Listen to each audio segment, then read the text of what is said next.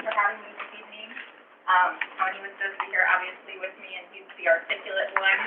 So we just continue to keep him in our prayers and want him to rest and recover and get better. So go it alone tonight. So thank you so much for having me. Like I said, I'm about 10 months into my career at Elkhart Community Schools, and it's been an excellent experience so far. Everybody's been very warm and receptive, and we're excited about the programming proposal that we're going to present tonight. So one of the first things that I've noticed when I've been here at Elkhart is all means all is something that is said multiple times. And so as we think about that, all means we are intentionally servicing those high ability kids. And so that's what the proposal is going to lay out for you tonight. One of the first things that the high ability coordinators and the guiding coalition did was put together a vision statement, because we don't know where we're going unless we have some type of vision. And they wanted to create, and I as well wanted to create a comprehensive program that's globally recognized, so meaning that people would want to come to Elkhart Community Schools to see what we're doing, to see how they can mimic things that were going on in our corporation. And we want to create confident, divergent thinkers who recognize real-life problems and persist in solving them. And so what's interesting about this is back in April when we established the confidence part of this, we didn't know what our students were going to say when they did their social emotional survey here in January. And on those results, it was very evident that our high ability students don't have confidence. That was the area that they were lacking the most. So I'm very excited to see that we included that in our vision statement. So the Guiding Coalition launched in July. Some of the highlights from that is it's made up of various stakeholders. The plans that are going to be laid out tonight are developed by the Guiding Coalition with support from the high ability coordinators. We do have K-12 representation on that group, and as I said, multiple stakeholders have made up that group. Tonight, we're going to focus mostly on the services subcommittee, but there are 5 subcommittees. We have a social emotional one, professional development, parent involvement, and curriculum. Within that Guiding Coalition, they established 4 core values. And so these would be things as we're looking for essential standards for our high ability students that we would want to see in both our students and our teachers. They have a level of persistence, they're problem solving, they have a growth mindset, and that both teachers and students maintain a high standard for themselves. So when I onboarded in April, I looked at the current programming and what was going on. We have the 3 cluster locations at Eastwood, Pinewood, and Cleveland. Those sites do have a different level of consistency in what they're providing within services and curriculum. Most all schools provide some type of general classroom enrichment. We have some schools that are doing an excellent job of curriculum compacting, modifications, and differentiation. We have the PLC model, so we have kids who are being serviced through some enrichment within those classes. At some of the schools, more likely the cluster site locations, we have whole group cluster groups going on. And then you can see at the middle school and high school, we have those advanced level classes that kids self-select by the time they get to high school. So as the Guiding Coalition started to develop these challenges and having talked to many people, it was pretty evident that we had some current challenges in the high ability program. We believe that these kids are very unique in their situations and their needs, both social emotionally and academically, are very different, and so we need to approach them in a different manner. Just like as we're looking at a bell curve, we have an intense needs classroom. We also have kids on the intense needs for high ability programming. So what we've noticed across this 10 months together has been that the programming and the curriculum has been watered down to spread it across all the different buildings. When we're looking at iLearn data or ISET data, those kids have been pretty stagnant. We would anticipate that if you're an identified high ability student, we would have 90% of those kids at or above proficiency. That is not the case. We are pretty close to about 40%. So we see some stagnancy there with our growth with our high ability kids. There's some backfilling going on in those high ability classes. So we're filling those classes just to make a class. The other concerns that were mentioned multiple times was there a lack of collaboration amongst the high ability teachers. There was not access and time for them to get together and discuss high ability strategies and curriculum and share resources. And probably the most important thing is that not all high ability students have access to guaranteed and viable curriculum. So by the proposals that we're going to propose tonight, this would give an opportunity for any general intellect high ability student to have access to that curriculum, to a trained high ability staff, and to those social emotional supports that they're going to need. So in the fall, we put out a survey to parents and asked about structural changes. It was only a 40 response survey, but it was pretty conclusive that most people, as far as looking at a sample, would be in support of some major structural changes in liability. The Guiding Coalition has met, as I mentioned, since July. When we got together in July, we reviewed the Indiana Code, what's required by law for high ability services. We also looked at the National Association of Gifted Children's Programming Standards to identify what's an exemplar high ability program with exemplar high ability services. In August and September, then, we took those different services, different service models, identified the pros and cons to each of them, the barriers and supports that would be present here at Elkhart, and what actions would need to take place in order to put those services into place. In October, we looked at the current high ability numbers for Elkhart and looked at these various service models throughout the country to see which ones are producing successful growth and showing promising practices. We made the decision at this point that we would take it down to either one or two locations for our high ability students based on the numbers. And for the middle school and high school, we decided to keep the programming the same, but that is something that is on our 3-year plan to look at. In November and December then, we did establish at the middle school and high school to have stricter qualifications for staying and maintaining in those high ability programs, as far as what that process looks like to obtain high school credit in the middle school and develop some policies around that. We also started to look at tiering our level of services for our high ability kids, knowing that we have kids at the very top tier who need services that are different than just a general cluster classroom. And then in January, again, we pulled some different data. We looked at different subgroups and populations, and the proposal based on those numbers was to move to one magnet location and to also include a Rising Scholars program. So the magnet location, the purpose of that was really that we would provide a challenging educational experience for students who are performing at exceptional levels. For our Rising Scholars program, we are looking at our underrepresented populations, particularly those of low poverty, to see who we can pull into our high ability programming. So these would be kids who are not necessarily identified high ability, but are showing the potential for high ability. What we're noticing in our trend data is these kids are identified early, but they exit the program by the time they reach the middle level of elementary school and by the time they leave high school. So our goal is to catch them early, to give them access to advocates, because sometimes these are kids who don't have advocates for themselves in high ability, to give them access to experiences that they might not have had coming from homes of poverty, and also to give them the affirmation that what they're doing is quality work and continue to produce the quality work that we want to see for them to qualify for high ability services later on.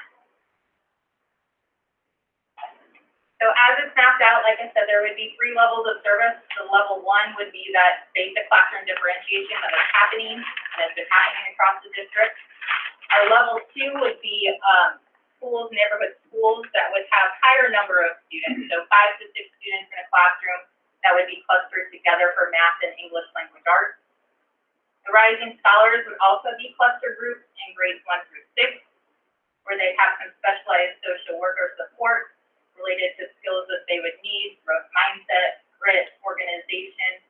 Sometimes these kids could be first-time college students, so what does that process look like for them, and thinking about those longer-term goals. And this curriculum would be developed and tailored around this underrepresented population. There is high ability curriculum that's written for English language arts, specific to our underrepresented population, that infuse more vocabulary, more experiences for the kids. There was math curriculum as well that our district piloted and felt like it was successful. In the magnet program, these would be one self-contained high ability classroom at grades 3, 4, 5, and 6 of approximately 20 to 25 students. Again, having some specialized social support for them in their social and emotional learning. Last week, got together some parent and teacher focus groups to roll out this proposal, pretty much as you're seeing tonight. One of the things, the first comment was that change is definitely needed for these kids. It was very evident from our teachers and our parents that we have trained teachers in front of our top tier of high ability kids. We have former PEP teachers and former PEP students who spoke that they really enjoy the opportunity to be grouped together. They speak very highly of the experiences and those friendships that have lasted. I think another component was that the junior grade books that we introduced in the fall has been impacting high ability students. They've had strong discussions, and that is something that in the magnet location and the cluster classrooms would also have access to those. The other component was I've been doing student interviews once a month with a high ability student, and in those student interviews, it's pretty evident that the kids want to be grouped together. They said, when I asked the question, what has Elkhart Community Schools done right? They said, anytime we can get together with other high ability students, we feel like it's success.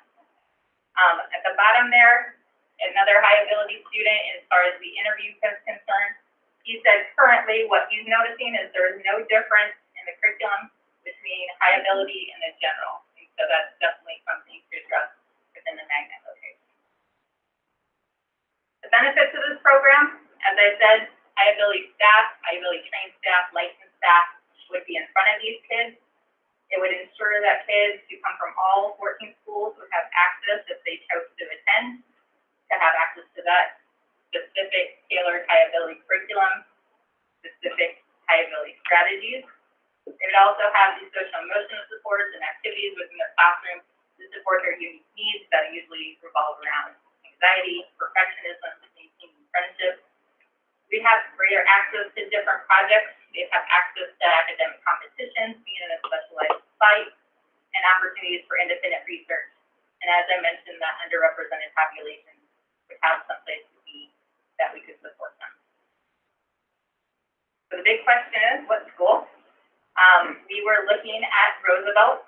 For those of you who have been in Elkhart Community Schools for a while, you know at one point that that program was at Roosevelt. When they designed a new school, it was actually designed with high ability in mind. Some of the former teachers actually had to say in what the layout was going to look like for the school. So if you notice in the middle section there, those C classrooms, those all have removable walls. They have some science labs in them, and so there are project rooms that can be utilized for the high ability students. There's also quite a few empty classrooms. Tony Giannisi and myself and Tony England toured the school to see where we had some empty classrooms, and there was an empty classroom upstairs at each grade level in each wing that would allow for those self-contained classrooms. Another benefit to Roosevelt, other than it being designed for high ability, was that it does provide a safe and easy passageway to Peter Moran. So kids, just grade kids who need to take middle school classes can be on a pathway with cameras, be able to get to that school and get access to a live teacher instead of having to do a virtual class. So the time frame we're proposing is that on March 26th, we would mail these applications to our identified families for potential placement. We would do a meeting for those families then on March 30th. Most likely it would be virtual, multiple times throughout the day so that we can catch them morning hour, lunch hour, after school hour, dinner hour, so that they can hear that presentation multiple times. The submission then would come after spring break. We would have a committee that would get together to review those applications. It was made up of myself and other licensed high ability teachers and also some high ability coordinators. We would send those applications out and get those enrollment numbers back by the end of May. What type of questions can I answer for you, and what can I take back to our guiding coalition for our next step? I have a question. As far as the location being Roosevelt, did you guys look into any other locations, and how many high ability students are actually going to be located at Roosevelt currently? Currently, how many do we have? Yeah. Currently, there are about 2. So we would be infusing multiple, obviously way more high ability students into Roosevelt. We looked at schools that have the space to start with, and that was pretty limited in what schools had that space. Tony, as I said, mentioned that this was specifically a school that had been designed for high ability and What about the transportation? Where are most kids gonna be coming from that's gonna be participating in the program, and how are they gonna be transported? So currently with our centralized sites, they are transported from a bus stop to their centralized high ability locations. That would remain the same. I know Roosevelt is a walk zone, so this would be still within, if they're within that 1 mile walk zone, they would walk. If they're not, we would bus them to Roosevelt. The reason why I brought that up, I had several people contact me this past week when they found out it was supposed to be at Roosevelt, and for them, the perception was, we don't have money to shorten the walk zones for the kids at Roosevelt, but there's money to bus people in, the kids in from other schools to Roosevelt, where there's not even gonna be a lot of high ability. So, I don't know if you could answer that or just comment to that. That's the perception from some of the people, some of the workers at Roosevelt or the people in the community. So it sounds like the perception is there's money to bring kids in to Roosevelt, but there's no money to shorten the walk zone for the kids that are already at Roosevelt. Okay, so if my understanding is the walk zone stays the same for 1 mile. So if they're 1 mile, regardless of where they're at, they would walk. The bus situation, I can definitely follow up with Tony on that. But the kids right now currently are being bused to their centralized sites for Eastwood, Pinewood, and Cleveland. So that spring practice wouldn't be any really different than already. Well, that would change the busing, because they'd all be going to one centralized site. So we'd actually be gaining financially, because we're not busing kids to 3 different places, we're taking them to 1. Right. So we're actually like saving money because we're bringing them to just 1 site. How many do we have at Eastwood, Pinewood, and Cleveland That get bused. that are high ability in each one of those schools? Yeah, so, the exact numbers, I'm not entirely sure. We're running about 50 to 70 at those 3 sites per school. Altogether, or per school, okay. And then when they come into Roosevelt and they're in the classrooms, where the physical education happens there, they have access to music still, is that correct? Yes. So that does not limit their opportunity for elementary sports if they choose. It doesn't limit music. It doesn't limit any access to any other activity. Right. It just Roosevelt becomes their home, and they participate in the music, physical ed, and elementary sports right there. Correct? Yes. Okay. And some of our families brought up in that parent focus group, they wanted to make sure that the high ability kids also had access to integrate at lunch, recess, Yes, the specials, that was my all next those question. things. Yeah. Because we wanted to, one of the things we wanted to get away from was the myth or the mentality of Yes. elitists. We want to make sure that high ability kids have access to see kids who are academics or who are gifted in sports, music, art, and those other areas. Well, and I think too, one of the things that you mentioned is the social emotional care on making sure the stress level or the perfectionism level, being amongst their peers and inside of their school gives them the opportunity to have much more relatable relationships, that they can rely on each other and their peers to help guide them through where they may have a perception of themselves versus one way or another. So the social emotional care and the integration is very important. So junior grade books, that's something that we used years and years ago. I mean, so we stopped using those, and now we've brought those back, and you've seen great success with that. All of our children participated with junior grade books, and it was a wonderful experience. So you've seen good success with bringing that program back? We definitely are so far. We trained 3rd grade teachers in the fall, 4th and some 5th grade teachers here in January, and then next year we'll pick up 5, 6. And then we'll circle back to 1, 2. The Rising Scholars all will have access to that because it is a pretty phenomenal program to identify talent within. Okay, excellent. And now the identification of our high ability students, with some of our students being virtual and then some of our students being hybrid, have you found this difficult to be able to really find these students and figure out, and is there testing that's getting ready to happen pretty soon here that kind of goes in to look at that level? Yes, so we're completing our TOGAT testing within the next few weeks. And so when we're looking at that data, we are going to have to locally normalize because of the COVID kind of hiccup that we're seeing across the board. Like when I'm looking at NWEA against what a local norm would be, so look at particularly for the rising scholar Okay. program. And are you concerned about, like, will you bring the virtual students in to do this testing? Will they go into, like, they'll come into a classroom and They actually have do been the coming testing? in, they have been Okay. coming in, the testing coordinator has been Good. getting them in to test. I actually went out to a kid's house that's in one. Yeah, You that's know, great, great, So, just to good. make sure that they. So we're able to identify even though we're in this unique situation. And you'll be able to, you know, look and see, like, are we missing somebody, or did we maybe put somebody in there that's not right? And that's kind of what follows your structure of your placement, correct? Yes. Okay. All right, excellent, thank you. Oh, I feel like I'm going backwards in time. Me too. Because, my daughter just turned 40, and she tested, and back then, they were all supposed to go to Roosevelt for, high ability, right? And so I'm like, what's happened in the meantime, and how many of, you know, I don't want to go backwards, you know, how many kids have maybe fallen through the cracks, but, I made some choices back then, strictly because of some personal reasons with my health, but also that feeling that I wanted my kids to have their own neighborhood school to go to. So I said, you know, I can give them the enrichment that they probably need. Worked out okay for me, but I guess what I'm asking is, are there still going to be options within, like, the buildings that, you know, their neighborhood school, to have a higher reading group or excel still within those building walls without being sequestered at Roosevelt? Yeah, definitely.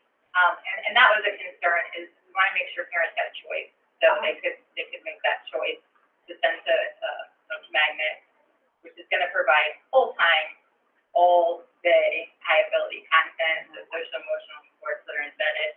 But we do recognize that there's going to be families who want to stay at their neighborhood schools. They have, you know, ties there, and they just want to be within their community. And so those cluster classrooms are really going to come into play there. And so those junior grade books will be there. Once the corporation decides on a math curriculum, we will compare it against the high ability rubric to see, is this rigorous enough for a high ability curriculum, and if not, what are those supplements we need to provide to the neighborhood schools? I didn't know if, like, you know, did the teachers at the regular buildings with regular classrooms kind of relax and don't necessarily, you know, they feel like, well, if they're already over at Roosevelt, I don't have to try to up their game, you know, each individual student's game. I can't imagine any of our teachers Right. doing that, because our teachers are exceptional Yes. that way, and they do identify each student to be very, you know, as individuals, but I just don't want that to happen, you know, for those that have to choose for whatever reason to stay in their own neighborhood school. Yeah, definitely. That is a concern. So our professional development group has addressed that. And so one of the first steps on that is professional development with the building principals on what a cluster would look like, who should be selected for those clusters, what type of training we're going to provide for those cluster teachers, and can they make a commitment for a few years to be that cluster teacher so that they can look at the student growth, they can get access to the resources and have that available to them. It will be different though, because it will happen in a small group, in a small cluster, and not full day, being able to immerse in some interdisciplinary things that are within in a magnet location. Well, in the Not past, every year. I mean, like, so, if you test, and then you say, well, I'm gonna pass, can you retest later and get into that same thing later? Yeah, we will continue the application process Okay, year to year. okay, perfect, thank you. well, no, and in the past also, when they did that, where we were housed instead of our own school, and definitely, I would agree with you. I would think that at any time, any of our teachers noticing that they have a child that, you know, is a high ability that's staying inside of their own, they would rise to the occasion to lift their children up to do more. We used to do a thing too where it would be like maybe the fourth grade teachers would send the fourth grade students up to the fifth grade teachers to kind of get challenged. So I would assume they'd begin to work in something like that. And no offense or anything, but I don't know that I would use the word sequestered in talking about the program, because that might kind of, you know, Oh, I like didn't say, mean to. yeah, I said that. yeah. No big deal. I just thought maybe we'll like pull that, just because I think sequestered might like freak some people out, and they'd be like, yeah, I don't want my child sequestered in a room, Okay, you know? gotcha. But, no, and I'm not saying that, I just, but, yeah. Using a weird word apparently. No, yeah. Okay, thank you. So for the application process, who makes the determination who is a high ability, who is not high ability? My daughter, who is a junior now, and has taken advanced placement courses and is honor roll and all this kind of stuff. When she was at Pinewood, she applied for the PEP program, and the person who was in charge at that time was a bit of a dictator, in my personal opinion, and turned her down, even though on the NWEA and the I-steps, she outperformed more than 90% of the kids in the PEP. So how do you determine who is truly high ability and who is not? Yeah, so I think that's an excellent question. That is definitely something the high ability coordinators, our first question is, how can we not make the same mistakes that happened with the PEP program? And that was one of the first questions that came up. So that criteria, we're actually getting together Friday and to map that out. So it's very specific, and the parents and teachers, it's very easy for them to follow who would qualify for a high ability magnet and why. And if they didn't, this is the rationale why. So we're looking on to weighting those different metrics.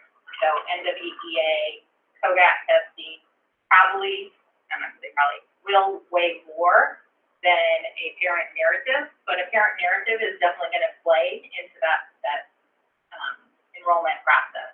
It's just what those weights are gonna look like based on, the different metrics that we're using. And I'm happy to share with you, Friday after we get together what that specific criteria would be. Okay, thank you. With specific criteria like that and placement, what does it look like to maintain replacement in the high ability? Is there a large number of people that will be placed in because of the rigor, they'll continue to succeed, fall out, like Steve mentioned for that? Yes, so we're asking that folks who apply want to make at least a 1-year commitment to staying in the program so that we can have some consistency there. We do have an exit process. That was one thing when I came in that I noticed we didn't have an exit process for high ability. And so we've put pieces of that into play this year, but with the COVID, we've offered a lot of grace into what an exit from a high ability process would be. So that would look quite similar to what the MTSS process would look like, that the kids would be identified who are underachieving. We would put supports and interventions in place to try and nurture them to keep going in a high ability program. And if not, then it would be talk to the parents, okay, where do we want to go? What are you thinking long term? If the child's older, bringing the child in as well to advocate for themselves. What prompted the analysis of the high ability program? I was offered the job. We needed, look, Troy, I'll put it to you this way, we desperately needed her, So I was, offered the job with this, high ability has kind of been all over the place, and there hasn't been a consistent leadership at the top to kind of get the services back in order. And so that's why we put the guiding coalition together along with the high ability coordinators, because we wanted to have multiple people have say in where we're headed. I definitely think this, obviously, the guiding coalition, this analysis and assessment was long overdue. Absolutely. Do you know when the last time such an in-depth look at the high ability program occurred? I do not. I know it was before your time. Yes.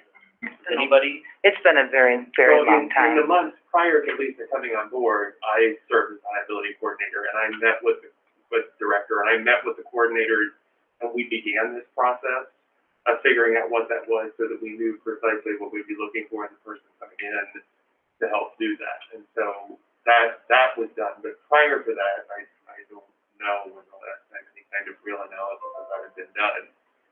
I have some reports and things that were just kind of cursory overviews that have been done in previous years, but really evaluating the success of it and what outcomes we were seeing from students, but not really the. And I don't want to focus on the past. This was long overdue. I like what I'm seeing here. I think that this is a great first initial step into bringing the program back to where it needs. Thank you for that. I got a question, and this is kind of recruiting to, help fill our high schools, our new high school. But would we also consider going out and looking at the high ability kids coming, you know, in Trinity or St. Thomas? Because that's a, you know, they're kids. They got to go to high school somewhere. And I think I've always had the feeling that, you know, they kind of get overlooked. You know, if they show up, they show up. If they don't, they don't. But a proactive approach to recruiting these kids, you know, starting in the 6th, 7th, and 8th grade, assuming, you know, Trinity and St. Thomas will allow us to do that. But short of that, you know, if you know the students, families, you know, their addresses, we should be able to market directly to them a high ability program. Yeah, I think that's an excellent. And I would definitely, you know, love to see, you know, obviously more kids, more students. Yeah. Thank you. I definitely think that's important. I know we're looking at, you know, we had some families who exited the homeschool because of the situation this year, and so we are going to market them phone calls to get them to consider coming back for the high ability services that we're able to provide. But I think definitely in our strategic plan moving forward, middle school and high school, that's an excellent. And I forgot the Elkhart Christian, I fit in that category Well, too. that segues into an excellent opportunity to speak on behalf of what a lot of our public says. We don't promote our school enough and all of the great things that we do.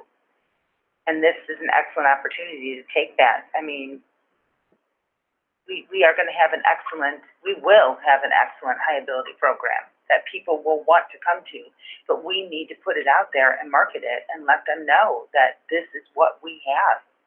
You know, and of course I miss Tony, and of course we're praying for him, but do not underestimate your skill of presentation. You did a phenomenal job, and this is your program. This is you, you know, so I really celebrate how excellent you promoted that to us. And we're old school, some of us at this table. We were from what the program used to be, and we've waited for the day for it to come back to fruition. And so thank you, because this is exciting.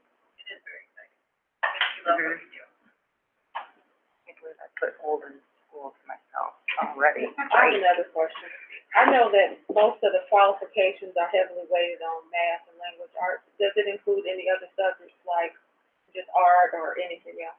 Yeah, so that's an excellent question. In talking about our strategic planning, we first really want to solidify, since we identify in English, language arts, and math, what those services are going to look like, what those curriculum math specific to high ability are going to look like. And then definitely, I think, you know, that's an opportunity within those neighborhood schools to dive into some different parts of creativity. Leadership is definitely another area of high ability that might not show up on a standardized test, but how can we, in the next phases of that, bring in those creative high ability learners? How can we bring in those leaders to give them opportunities for an enrichment experience for their areas of their shine? And then is there anything built, because I know some students who excel in some areas may have a dual diagnosis, like maybe on the autism spectrum. Is there anything in the plan for that? Yeah, so Lindsay Cox and I actually just did a video for the staff because of the situation that we've kind of run into is we have these twice exceptional students who are on their IEPs, their services aren't showing that they're high ability, and so we want to make sure that within those IEPs and those meetings that we're having, that we have those conversations to make sure that they have access to the services they need for the areas that they do show us, right? Thank you.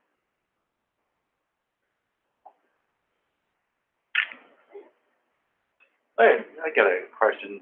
This goes back probably around 2009 or something like that. And it had to do with high ability testing of kids that were coming out of Trinity and St. Thomas and stuff. Anyhow, I can speak to the 8th grade kids coming out of Trinity. There was probably, 12 to 20 in that class and stuff like that. And Dr. Neat at the time administered a test to that group of kids called the Naglieri test.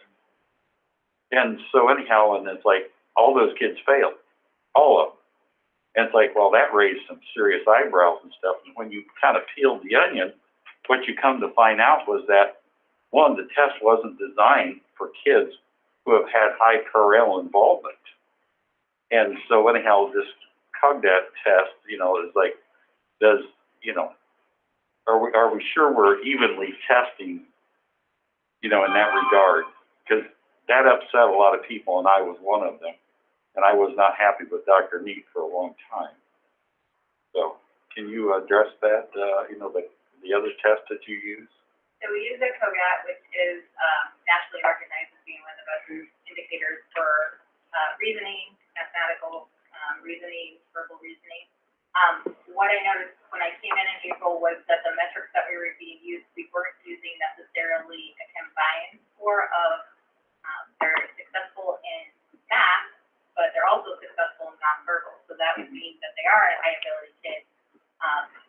They're just not demonstrating it specifically in their quantitative reasoning or their mathematical reasoning. And so combining those together has given us a better indicator of kids who could be our rising scholars or who would qualify for high ability. We also don't have a referral process for kids who, we had an 8th grader come over, and so that is a piece we're working on right now, to ensure we have a process and meeting with data and assessment in the next few weeks to see, what that would do as far as adding tests at all grade levels for parents who would have a referral, for teachers who would have a referral, that we could get them tested, with advanced testing. Thank you.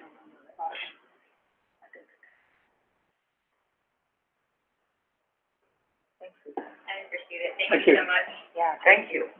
Susan, can you get that? I know Lisa's humble about this, but coming in and the work that she's done in the months that she's been here has been outstanding for No, for helping sure, her facilitate exactly what we were saying, Troy. So I want to thank you. Yeah, excellent job, thank you. This is what I think. Yes, definitely. I mean, on fire. We hire her and then we shut the school down. All right, next two things, just generally in terms of work session to be ready for the board meeting. If there are any questions from the board regarding the resolutions that were in the packet, and what we're asking for there, again, the resolutions are for us to prioritize, asking the governor and State Department of Health to prioritize vaccinations for teachers. In every conversation I've been having with people, and with the local health department, that is not yet on Indiana's radar as making a priority like the neighboring states have. So our advocacy is for that to happen, particularly, even a little bit of urging from Dr. Waite for her if she goes to carry on this conversation. And then the second is just a collective statement opposing House Bill 1005. Many school districts around the state and advocacy groups are out in front of trying to prevent that from becoming law, or at least be seriously modified from the way it is right now. So, urging the board to pass that resolution so that we can voice our opposition to that. Any questions? I have a question, perhaps I'm wrong, but on the final page of 74, that final sentence, it says, call on Governor Holcomb to prioritize teachers and district employees for COVID-19 vaccinations by classifying them as eligible in phase 1. Should that not be phase 2? Was phase 1 not just medical and first responders? Right, so the idea would be is that by prioritizing them as phase 1, then phase 1 people who didn't get vaccinated already still would be eligible for that priority. So the goal would be is that they would be made the same priority level as that. So even though that stage is done, if a healthcare worker didn't get their shot, now that they've moved on to the next phase doesn't mean, sorry, we can't get you. They still have priority. They still have priority. So our goal would be that they would have that priority. Okay, over anyone else Right, that yes. would go in under phase 2 now? Right. Yep. Okay. Thank you. I have a couple of questions on, page 57, 58, 59. There's a 3-page, grant application in there totaling for $2,000 for, yoga training, I think. So anyhow, it leads me to think about, okay, well, I think the teachers are worked heavily enough now. When are we gonna teach this? And while we're teaching Okay, I'm that, gonna stop right what there. are we not teaching? First of all, that is something that this person personally did. This is, the paperwork is like, and you can probably address that, but this is actually all her personally taking this on. This is something that actually started last year, but it was changed and shut down because of, the coronavirus. And then she actually did the whole application and was going to just go ahead and do all of this training on her own, but because she is a teacher and would use it in different areas, it had to go through the grant submission process. So if you look at the grant submission, it's pretty much she's taking care of everything. She Right. just had to put all the paperwork into place. Okay, but, okay, the individual is doing this, okay, what do they teach? She's a second grade teacher. She also has a high ability master's degree. And she uses different practices right now at this moment, and she helps all the other teachers inside of her school and inside the community. She's one of our strongest she's been with our district for many, many years, Doug. She is one that works on multiple committees on education, implementing programs, putting together curriculum in different areas. And so she has another teacher friend that would be somebody that would fill in that also was one of our strongest ELA teachers that is now teaching in the classroom. And okay, so I do yoga, I celebrate yoga, I use it in many different ways. I was taught yoga years ago. We began to do it in the inner city school that I went to in Detroit because our teacher believed very deeply that taking a moment to step back, breathe deeply, breathe in, reset your mind was something that you can bring yourself. It was what, like nowadays, we call a toolbox. Children need toolboxes for different areas. This is one of those opportunities that you could set a child back. And so, like, I don't know if you do fitness or not, but I do. And yoga, I'm sorry, I don't think you do, but that's all right. But yoga is a practice that allows you to be centered. And it's something that you can take these children and give them opportunities to go back inside of themselves. And, it's not hokey pokey or anything bizarre or weird like that. It would be the same thing as saying, you've got somebody that runs a marathon because it centers them and gives them what they need. Maybe an adult would take a Xanax for that. A child could use yoga to help center themselves emotionally. So I will have to sit on you if you don't pass this. That's fine. Okay, but when I look at it, it's like, we have failing schools out there. We need to be teaching reading, writing, Okay, arithmetic, just wait a minute, stuff like that. not with this And teacher. then I we're gonna won't teach stop. yoga. So Mhm. there's only so many minutes in a day to teach and instruct kids, to that. And so looks to me like, I would be willing to bet yoga does not appear on any state test that our kids are, Neither Give it. does taking a child out of a room and or giving them ND toolboxes. or NEWA, And or any of those with things. this teacher, I will tell you, I challenge you to look up anything that she has done academically for our school. I'm not. Okay, no, I'm questioning just, but I do the want to challenge you, I'm because not when it talks questioning the about individual. reading and math and writing and different things, this teacher fills that slot up. And just like we have social and emotional, and we have social workers that work with that and counselors, look at this as another fill. It wouldn't take away from that type of learning, it would actually enhance it. And I'm gonna have you and Julie come with me to a yoga class, and you will see. I'm gonna take you, I will feed you afterwards, but you're gonna do yoga first, and you will see how valuable it is. Some of the techniques can actually be incorporated in the classroom during the instruction. It's not necessarily a separate thing, it's another thing you use while you're teaching. Like you could break into a tree pose if you're stressed out all of a sudden, and you can still be like reading and writing, but now you like to center yourself. I'll show you an executive session. Technique. I was just say quickly, it does provide a technique for self-regulation. Yeah. So that you can get students in a place where they are ready to learn to read or do their math or engage in the content. But if they are stressed or anxious or dysregulated in some way, they're not going to be ready to learn. So an opportunity like this, things like mindfulness, other opportunities that teachers implement in the classroom are the strategies that help bring the student to a point where they are ready to learn. And you can Okay, also look at it as a de-escalation tool if you wanted to look at it that way. Okay, all well and fine, but where the rubber meets the road, we need to lift these We're not paying schools. for it, right? We need to lift these No, we're not schools paying for up, get their, ratings up, get their grades up.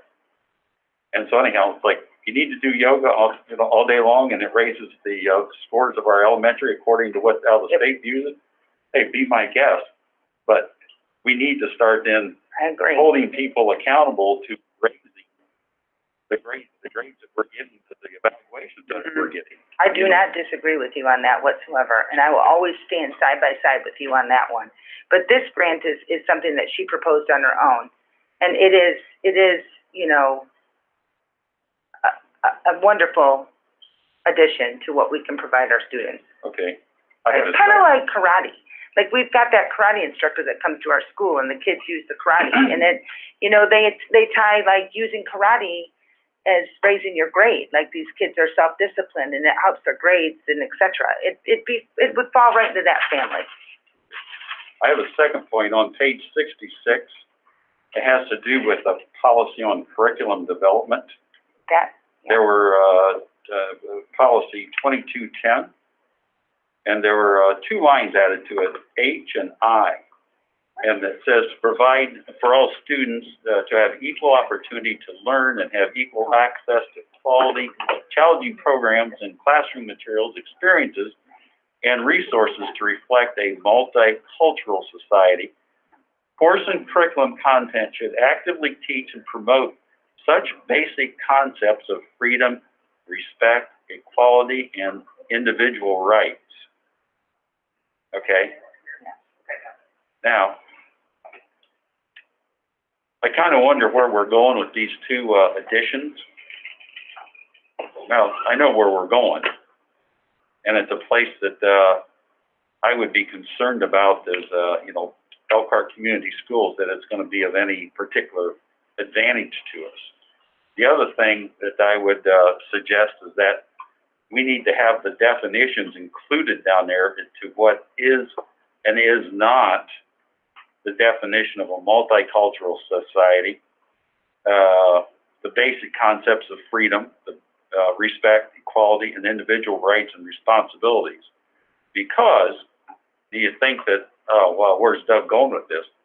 You wait until somebody comes into your classroom and tells you that you're not teaching in a multicultural fashion. Somebody comes into your classroom and says you are teaching concepts of freedom correctly, or you don't have, you're not teaching respect. And oh, there's a big one. The next one's equality. You're not teaching equality in your class. We're going to have to retrain you or whatever like that. Hence, the need to define what all of those are and what they are not. And I'll shut up. Thank you. And I would suggest that that policy be withdrawn and thought about some more. It's just for reading tonight. Right, initial consideration. Do you have anything else at this time? Any questions regarding the recommendation for the return to school that would need to be addressed before going into the regular meeting? We'll have opportunity for discussion during that meeting, but I have a question about the the scheduling and maintaining Fridays as e-learning days. When it comes to the cleaning of the schools, wouldn't it be cleaner and better to have Monday, Tuesday, e-learning on Wednesday, to where you re-clean the schools, okay, and then Thursday, Friday, and then clean the schools again over the weekend, or however you do that? That way there's kind of like 2 complete cleaning cycles, so that, we keep down, any potential incidents. we have e-learning already on Fridays, and for the remainder of the year, we have many of those days scheduled with things because they were e-learning days. So for example, just as Lisa was indicating that students who are on the virtual model have to come in and take testing, we're responsible for doing that on iLearn. So we have schedules set up to where those students that are on virtual will come in on Fridays when there isn't anyone there to be able to do that testing. And because we also had Fridays as time for professional development for teachers, there are professional development scheduled on those Fridays as well. So given that we've had this schedule and given that those things are scheduled, that's why those Fridays are remaining the day that they are. And I did want to point, that was something that some of the virtual teachers brought to me, is that they do utilize that. I'm very proud of a strong amount of our virtual teachers that are finding kids that need to be caught up, that they're utilizing that Friday to have that opportunity. So it's important. And not to take off that subject, but before I forget, so it was a B day on March 5th, but now we've reversed that and we've taken that back to an e-learning day for multiple reasons. And can that day be utilized for the teachers, in the event? It is to get ready for. To get ready, okay, so that's we're gonna why it's lighten the load off of them, That's why okay? it's been reverted to a Okay, different day good. for the And we're teachers. gonna take away anything that they were scheduled to have to do on that day and give them the opportunity for preparation. Right? Unless there are some things that couldn't be necessarily, but yeah. Okay. use that as- Okay, good. I'd like to give a shout out to custodians Yes, and all staff that are Absolutely. continuously working hard to keep the schools clean. They don't need one certain day, they're in there every day, and they're focused on that. I have a son that works in building trades for Notre Dame. I know what he goes through, the garments he wears, just to go in and clean a bathroom. So, I know that we are doing those things right already. and just another shout out too, just so, in case we forget, the staff with Pam Melcher that has to leave constantly to go fill in for all of the lunch all over the whole school system is unbelievable. And they do it without even thinking twice about it. They might have a million things on their desk, but then off they go and they're filling in for a lunchroom. So they're killing it. Okay, one final thing, in your packet, there are some overnight field trip requests, Yeah. that, in there that Susan's giving to you. Two of them involve co-curricular activities, for the ROTC program. Thank you. One is to go to Georgia, and one is to go to Dayton, Ohio. And this is a result, if you recall back to the presentation that was done by the ROTC about the things that they participate in and those contests that they go to, this is the result of those works and that work and the scores that they get in those activities. So while we have limited other trips and those kind of things, given that this is a co-curricular activity and this is a small number of students with 14 attending, I would ask that this be allowed to be continued and maintained in the consent items as a way to do that. Also, we just received that from the boys swimming program, we have a diver who has made it to state. So that needs to be approved in there as well, which then raises a question that we have that between providing the opportunities to travel for athletics like that, cheerleaders have received an invitation to attend a national competition that they have not been invited to before for a competition in Florida in April. So what I'm kind of asking the board is the three trips that we have of ROTC, the two ROTC trips, and approving the boys swimming that's come in late, then open the door or raises the question of is the cheerleading trip to Florida acceptable as well? And that's where I'm wanting to get board's guidance as to including, that in the way these consent items would all work. I would say yes. I mean, they earned it. Is there a material difference in the request? Fundamentally, not really between ROTC and cheerleading. I mean, one's going to Georgia, one's going to Florida. So that would be that's the distinction. If you're seeing a distinction or there's something different we need to do to not have those be approved, then I would need to know that. If not, then I would be proposing all of those trips for approval with the consent item. I don't have a problem with that. Any objections to this being included in the consent items for your consideration? I have no objection. Okay. So are you presenting the cheerleaders now? So the approval of cheerleading, the boys swimming, and the two ROTC trips will be added into the consent item. Okay. We don't have the cheerleader. Yeah, we don't have cheerleading. Unless, That trip isn't, Well, I guess what I'm saying is for that request to come to you, Yes. when we don't have it yet. Right. We're setting precedent. Setting precedent for it, yeah, okay. So then We do have one on in the books tonight for girls to attend that state. That's swimming. something- Yeah. Yeah, that's Yeah, coming. there was one on your agenda, and then you got three additional. We have four to approve You tonight. want them to have the cheerleading.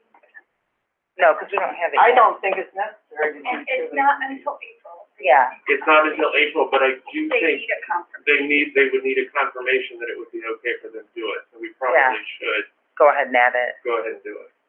Okay. And just really quick, Do because I we know have signed documents on that? That's what do we have that request? Do we have- Cheerleading? Swimming, or the cheerleading? Cheerleading.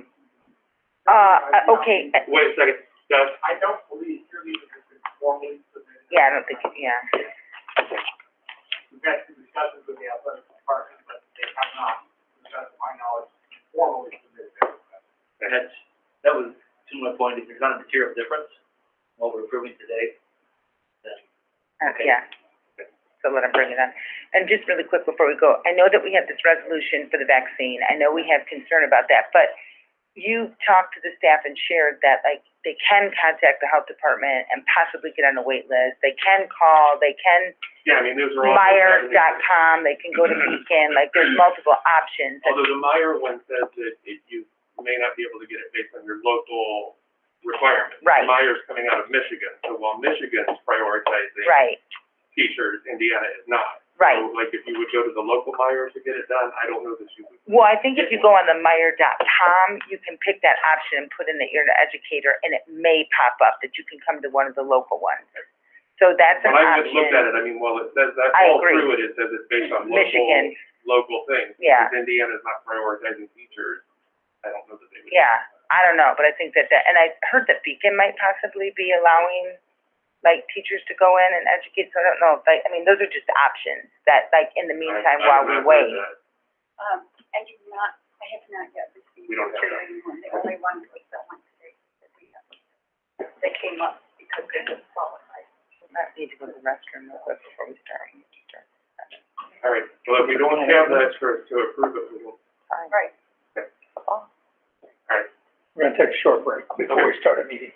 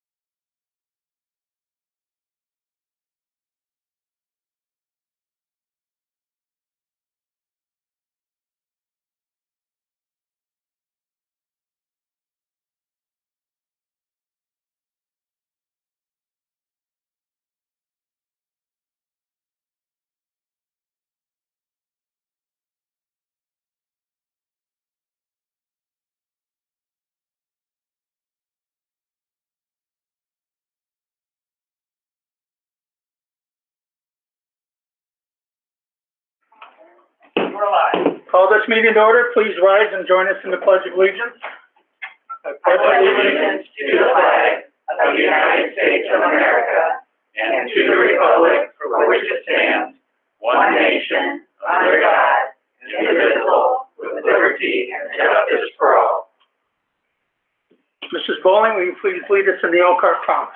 Yes, thank you. The Elkhart Promise. Every student is known by name, challenged, and supported by highly effective staff, and in partnership with the community, will graduate career, college-ready, and life-ready.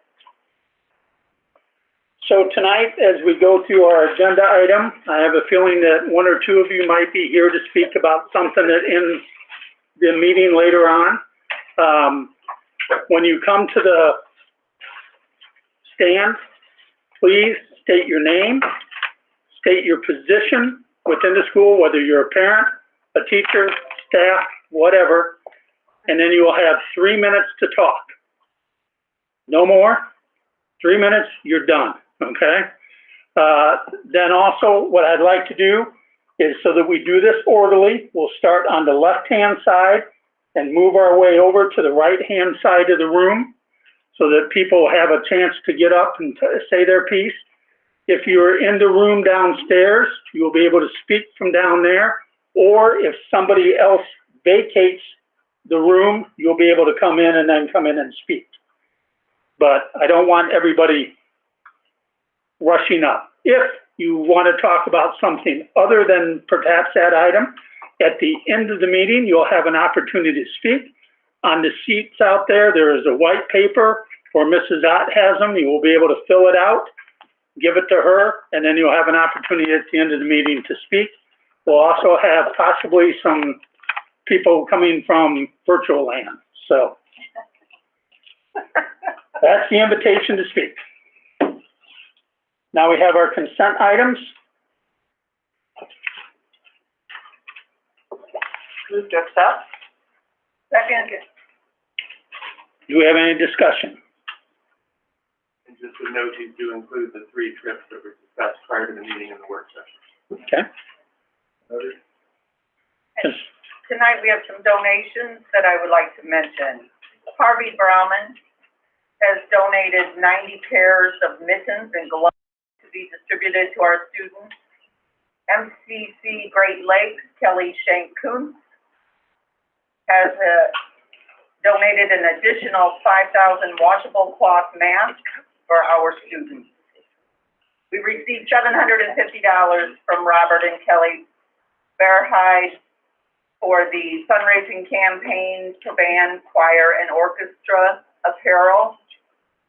We have a donation of $500 from Chad and Nikki Gernon for the band, choir, and orchestra apparel. A donation from Brian and Lori Smith for the same, the $500 for the band, choir, and orchestra. Kathy Stump has donated 1 student clarinet to our music department. Kathy's name has been on this record on many occasions. I don't know if she always solicits friends or family or what have you, but I've seen this name multiple times, and I thank her for her efforts. There was an error reported in December. The Lippert Components gave us they gave us a lot of money, $25,000 to our athletic renovation and improvement fund. It was reported at that time to be the ETI building fund. And that this completes my report, and a big thank you to all these generous, wonderful people. Very good. Is there any way to find out how much more the music department needs? Like, because they've had so much, like, Keep it coming. okay, forget it. Keep it coming, got it. Okay, all in favor, say aye. Aye. Opposed? Motion passes. Mr. Thorne. I'm sorry, I would like to go back to Kelly's statement. I think one, outfit is 500 and some odd dollars, just one of the band outfits. I will find that out and Yeah. report back to you on Thursday. Yeah, that's awesome. Good evening. have a number of policies which we're presenting to you this evening for initial consideration. The first one are some proposed revisions to the curriculum development policy. The first one is a rather simple one. It's a correction of a typographical error. The superintendent is the educational leader of the corporation, not the educational leads of the corporation. The other are some additions in terms of guidance that you would be providing as the Board of School Trustees to the administration to be considered by them in the development of curriculum. Bringing this to you tonight for initial consideration. Look forward to your suggestions, comments, corrections related to this policy. I think you noted my comments earlier. Yes. Thank you. And on the area that he spoke of, Yes. because Ms. Morris isn't here anymore, I would like to say, I think we need an S on H, provide for all students. I believe you are right, Mr. Steinberg. You've done a marvelous job of channeling Ms. Moore and her exceptional job of proofing my policy. She found those little mishaps all the time. I thought that was Dorsan. No, Dorsan did it. Dorsan was good. But Ms. Carolyn Morris was better. Carolyn, when it came to detail, Carolyn was better. When it came to grammar, of course, Dorsan prevailed. And now you're stuck with me, so I'll try to figure it out. We still are afraid to certainly use won't the word have me staff doing and that. wit. Moving on, proposed revisions to our policy 3160 ACS. This is the fitness for duty examination policy, and really this is mostly clarification. Under state law, bus drivers are required to undergo an annual physical examination. That cost of examination is covered by the school corporation, and so we'll have to put that language into the policy. Questions, comments? Yeah, I have a question. You know, given the size of our organization here and stuff like that, and also the importance of our leadership, do we have annual physicals that are required of the leadership of our school? The other way we can, you know, hopefully avoid any issues. We do have a policy related to the physical examination of administrators in the district. It varies to some extent by how old they are. When you reach more of an aged, mature level, such as I have, they are more regular.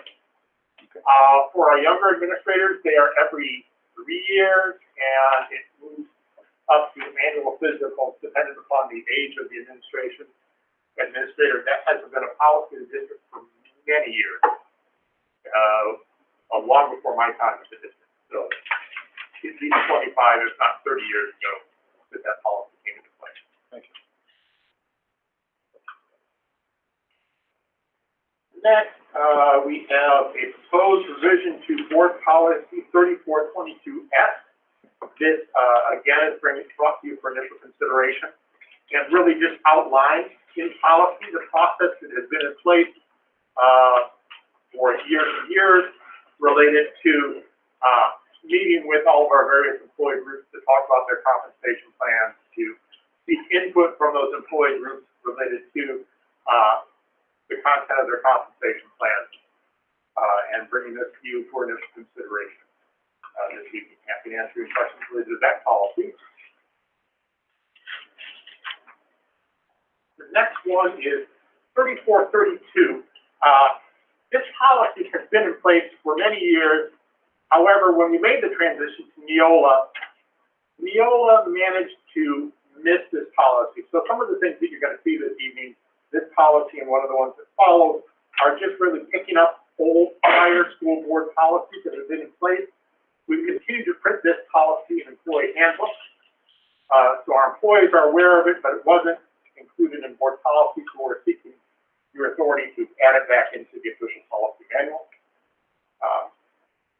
Government support staff absences, and the same thing is true with the next one, which is board policy 5780.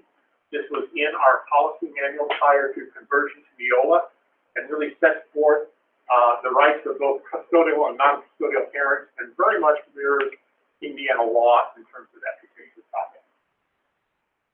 That's what I have in terms of policies. Be happy to entertain any suggestions, revisions to those. Certainly, Mr. Weaver, I'll work with Dr. Tallheimer and with the Instructional Leadership Department to address some of the concerns that you have raised. At least do our best to address those issues. So I have on policy, which brings me, has really made this an exciting night for me. He continues to have me up here at the podium. Next is, we are seeking your approval of a resolution requesting that Governor Holcomb prioritize teachers and school district employees as phase 1 employees for COVID vaccination, which would bring us to the same level as healthcare providers, police and fire. Interesting enough, it includes the Department of Natural Resources employees are already included in Tier 1. So we are proposing this policy that we could communicate to the governor's office. We're looking to make a change there. This is a policy that is being adopted by a number of other school districts around the state to try and encourage that change so that our employees would be at the same level as other public sector employees who are really, I mean, if you think about our employees, whether it be custodians, bus drivers, teachers, they are all in a situation where they are in direct contact with people on a regular basis. We think, especially in light of what's coming on later this evening, that it would be appropriate to have this resolution approved by the board. Seeking your approval of this resolution tonight. I don't know if you're So allowed. moved. Can you define resolution? Wait. A resolution? Yes, Yeah, oh, okay, Motion. yeah. Give a second. Oh, sorry. Then you can ask the question. Okay, We have a motion?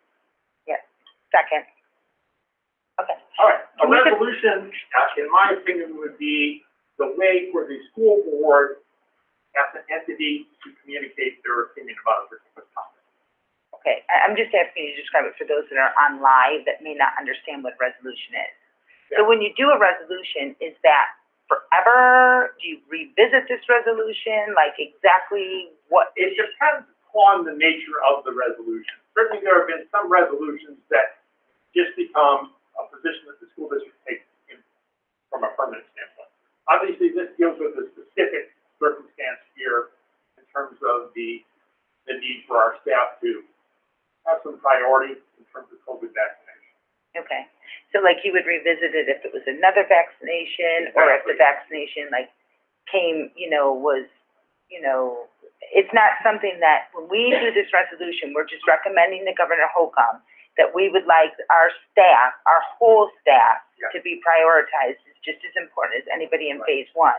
But we are not stating as a school system that we would require a vaccine for them to be employed. Absolutely not. Okay, I As a just matter want to of make fact, sure that that's stated. And I think that's an important, that's a great question to ask. Given that all of the vaccines that are currently out there are available as part of an emergency approval by the FDA, it would be unlawful for us as an employer to require such a vaccination, Okay, as long as it's an emergency use. because it falls in that clinical study emergency use. Exactly. It's not it's not like labeled.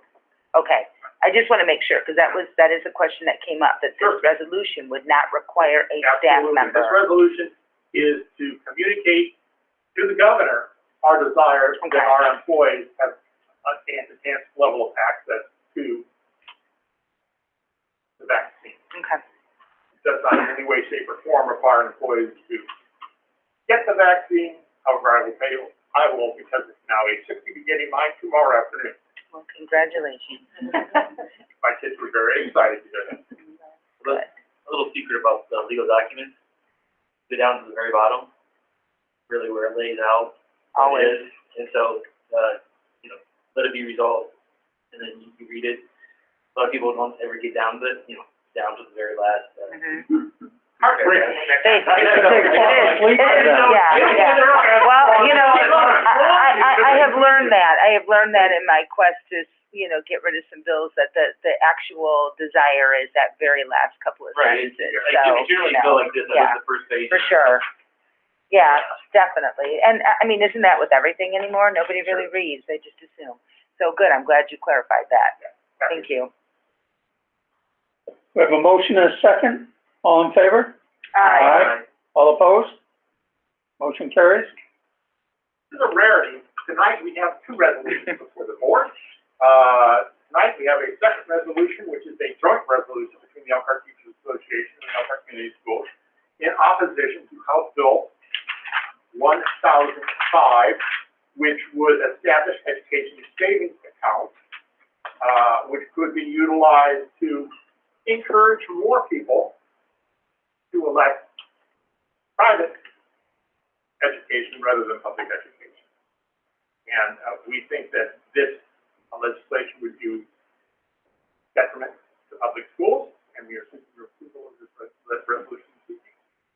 Approval? Second. I asked Dr. Tallheimer before the meeting to give you a visual of just what school systems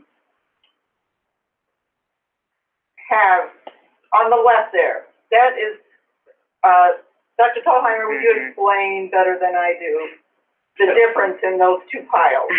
So the book on the left are all of the legal codes and administrative guidelines that relate to public school functions. So those are the rules that we have to abide by as a public school district. On the right is the rather extensive manual of laws and guidelines that need to be abided by non-public schools. And interestingly enough, having come from Fairfield, the book that guides honor schools is about 10 pages. So there's a huge disparity between these, and so if we're diverting more funds away from public schools, not only does it interfere with our mission, but it interferes with our ability to abide by all of those mandates and requirements that are imposed upon us as a public school that private schools do not have to abide by. How many pages are in each of those documents? Well over 1,000 pages in Indiana school laws and rules, and I might add, doesn't include all the federal laws and regulations that are also applicable to public schools because they take federal dollars. And the other one is 97 pages, if I recall. And I was gonna say 67. So one of the. Somewhere right in there. Less than 100. Less than 100. I mean, that's what we're up against. We are, in fact, a very highly regulated industry. And yet the money gets tighter and tighter when we're trying to take care of the most vulnerable of all students. So that's just something I wanted to share with you all this week. Thank you, Dr. Tallheimer, for bringing that up. Do we know where HB 1005 stands right now? Passed out of the House. Yeah, it passed out of the House, but I don't, it is. Yeah, I don't think the Senate has. The two Senate for 12 and 13 have not passed out yet. Please go after those senators. Did you have all those Email, that Brandon call, was talking about? Do we need a letters. resolution for that one also? Okay. Any more discussion? All in favor of this resolution signify by saying aye. Aye. Opposed? Thank you. Thank you. Okay, close to the end of my comments here. I know this is going to be heartbreaking for you all. Tonight, we are also seeking your approval of a school services agreement between Elkhart Community Schools and Crossing National, which would cover the period July 1, 2021 through June 2022. As you know, we do send some of our students, especially, for example, students coming out of Department of Corrections, to the Crossing. And we've entered into an agreement with them annually for that purpose. And we also have some other students, a small number of students who might be attending the Crossing as well. And seeking your approval of this agreement this evening. Move approval. Second.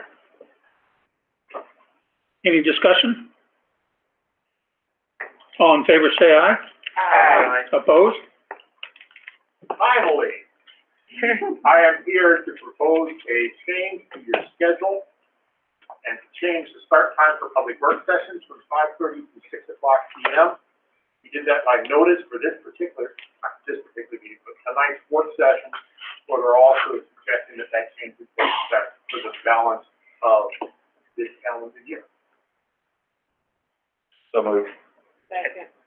Any discussion? All in favor? Aye. Opposed? Thank you. Thank By you. Mr. Thorne.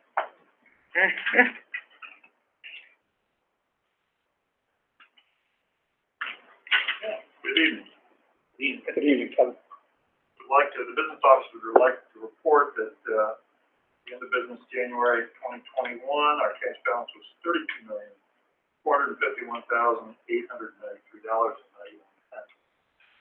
If you look back to same period last year, you'll notice a significant cash balance difference. That is because last year, 2020, January was a prepay month. Our first prepay month this year will be in April, and so that will be the best time to try to see how we're tracking year over. That concludes my comments on the finance report. Moving on to the insurance report, you can see that our experience in January of 2021 is somewhat negative compared to the prior year. However, it's not unusual to have expenses where folks are having procedures done late in the year. COVID let up a little bit. We're seeing more elective things come through, and so we'll continue to keep an eye on it. So, quick report from me. Are there any questions that I can answer for you this evening? If not, thank you very much for your time. Thank you. Thank you. Dr. Tall.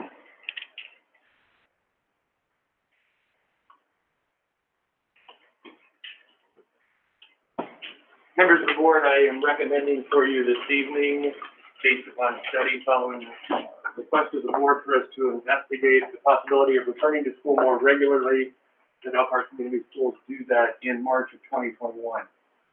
I want to share with you some information that's informing this decision and provide some basis for this. So anecdotally, and as we've talked with people and you and the board have expressed, that there's a desire from parents and members of the community for us to return more regularly in order for us students to learn and remain engaged in their coursework. We are ourselves concerned, and we've had parents and others concerned, that as the distance from being in school has extended and we've gone more and more into this school year, that students have become unplugged. As we're approaching the last portion of this school year, a concern would be that perhaps seniors, as they experience senioritis and might get a little bit less engaged with their work, would have a detrimental effect in the last 9 weeks, because instead of that just being a grading quarter, it is actually a semester's worth of work and semester credit because of the way our mini-semesters are structured. So there's been lots of concern for that, and just us having that touch point with students on a more regular basis to know how they're doing, and then socially and emotionally what it means for them to be removed from the classroom. Over the past few weeks, we had done a thought exchange where we were just basically asking our community, both employees and parents, what we've done well over the last year and the things that people would like to see us continue. It was not intended at all to ask anything about returning to school or any of that, but just as an interesting piece in there is that there were thoughts that were highly rated. They went as low as 3.6, but they were up in the 4s, where people were expressing a desire for students to return to school more than 2 days a week. So while the thought exchange was not intended to be that, it was an indicator of where people were, and it was an information point that I couldn't ignore. I met with my superintendent student advisory group on Friday and had conversations with Elkhart High School students about returning. And many of them were not concerned about returning, other than there be time to transition back to the classroom and get used to the fact that everybody's in the classroom and not be overwhelmed with work. But generally the group that I talked to, and again, it's a representation of students in a small group, but they were imposing that.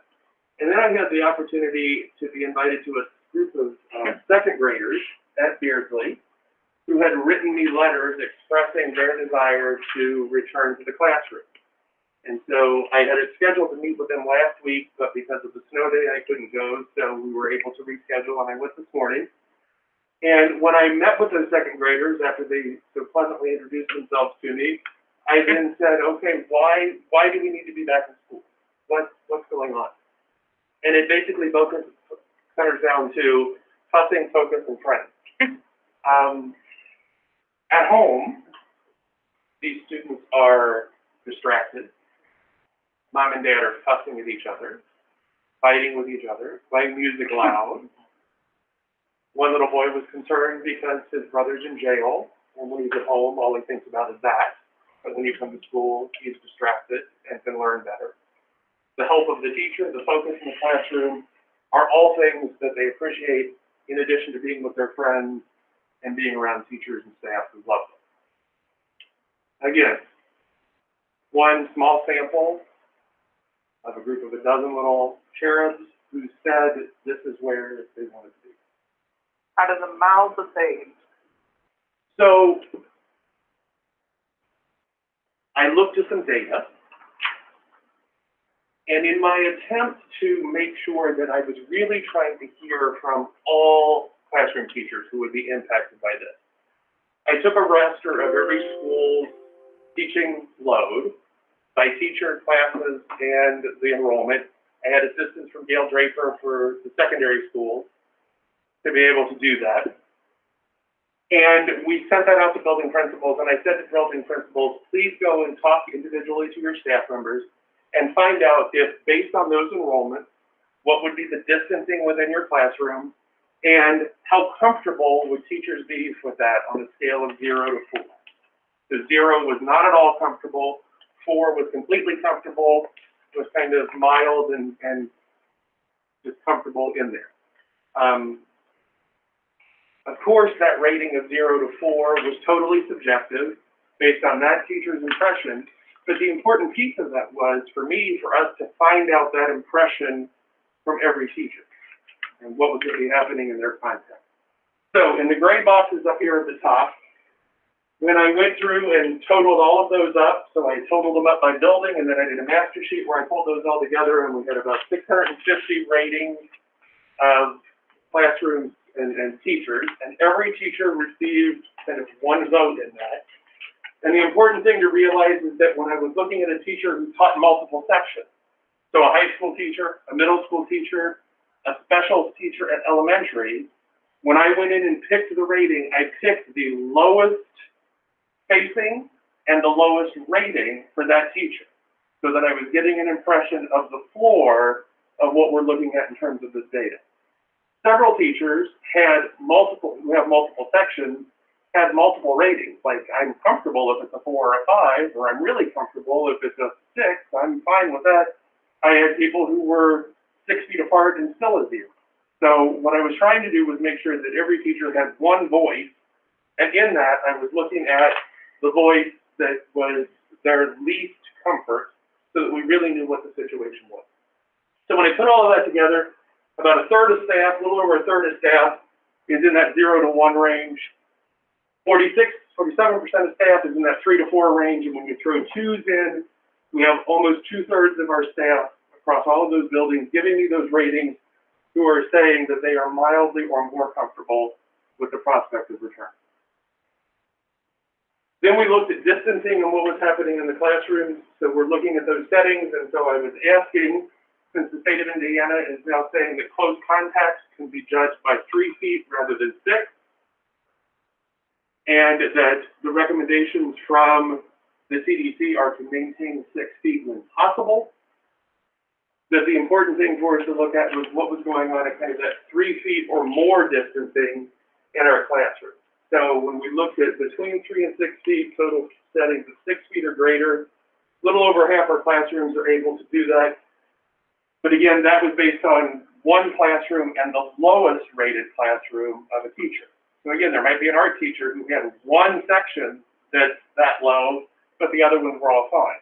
Or there's a high school teacher who had one section that might be tight, but the other ones were all fine. So again, this is worst representation of what that is.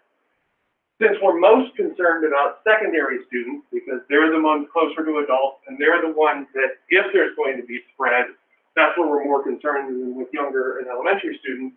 So in there, I looked at all classrooms, so across all classrooms in the middle school, the high school, and the career center. That's how it broke down.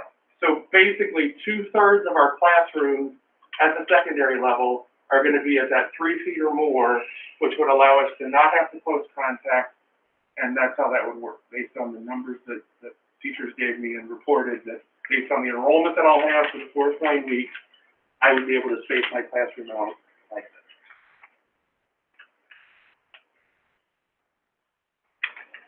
The other piece that I've really been paying attention to is what's happening internally within the district. So if we go back to the first week of January, when we returned after school, or after break, excuse me, when school resumed, we had 26 student positives, 20 staff positives, and 16 virtual positives, for a total of 62 positives within the school district. Again, that's not spread for us, that's not any of those things, but that is the fact that we have those kind of positive case numbers in our building, in addition to all those students that were isolating and staff isolating and one close contact. In the 3 weeks that we have had here in February, that concluded last Friday, although there were a couple positive cases added into the spreadsheet today that were technically from Friday. However, generally what we're seeing is fewer than 10 positive cases totally across all 3 categories, and staff members isolating, and outside of the week of the 8th there, where we had 150 students isolating, those numbers of people isolating are down from what they were in the first week of January as well. And then that second week in February, there was some catch-up that had been done within the tracking system of the isolating cases, so that's why that was a little bit higher. Generally, what we're finding, and this is borne out by National School Boards Association dashboard and other places, very little spread is occurring in schools. 0.5% generally is the number that people keep coming to, maybe in some regions or some areas up higher than 1. About 320 close contacts that we had in school during the first semester. As we go through that list and our lead nurse has looked at that, there might be 6 of those close contacts who became positive that we might be able to say it happened because of school. But that's not even with 100% certainty. But when we get calls of people who are positive, we're hearing, I got it from mom, I got it from dad, I got it from another family member, I went to a wedding, those kind of things. So in some instances, people don't know where they got it from. And out of the people that we don't know where they got it from, only 6 of those out of that in the first semester might have been because they were a close contact to somebody at school. And that's a statistic I'm hearing from other school districts, that it's generally that low. So based on all that data, the fact that the state of Indiana color coding system has Elk Park County in yellow, on the Wednesday morning meetings that I have with other county officials, Dr. Wade is the health officer is on that call, the conversation is, at what point will Elk Park County become blue? With looking at positivity rates today, we're still under 5%. The only thing that's potentially going to keep us in the yellow is the number of cases out of 100,000. When we look at that measure, tomorrow morning is Wednesday morning when the color coding system is changed, if it's going to be.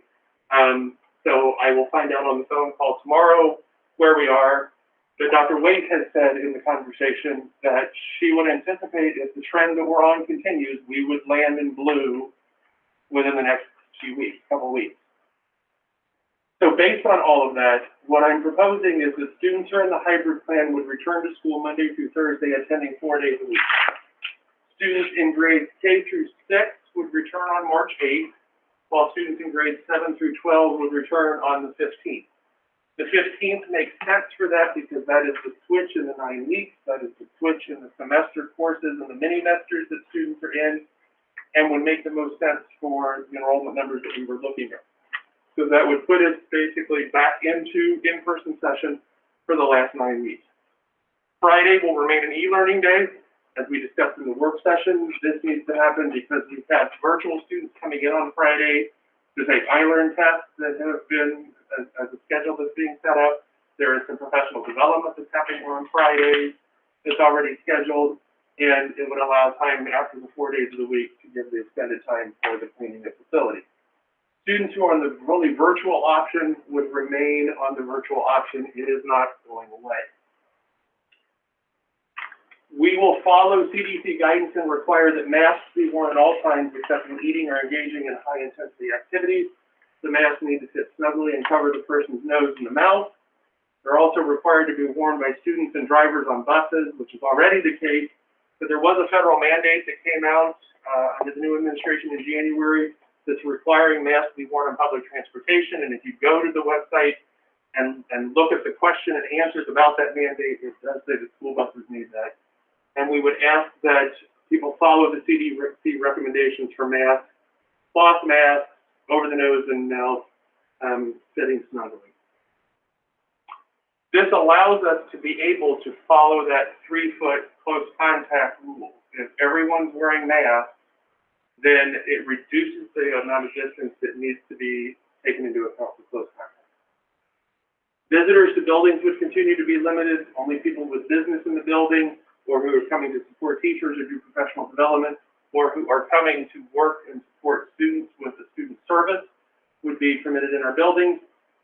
We had been talking and had tentatively given some organizations the beginning of April a date to be able to begin using our facilities again.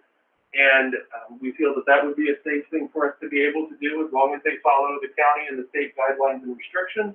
Our facility charge may be higher based on what we're going to need to do to maybe clean those facilities, but that would be it. And as I've indicated, we could change to the state close contact protocol of 3 feet rather than 6 feet. We would maintain this schedule through the remainder of the school year unless something would change statewide or countywide, and we would receive different orders for that.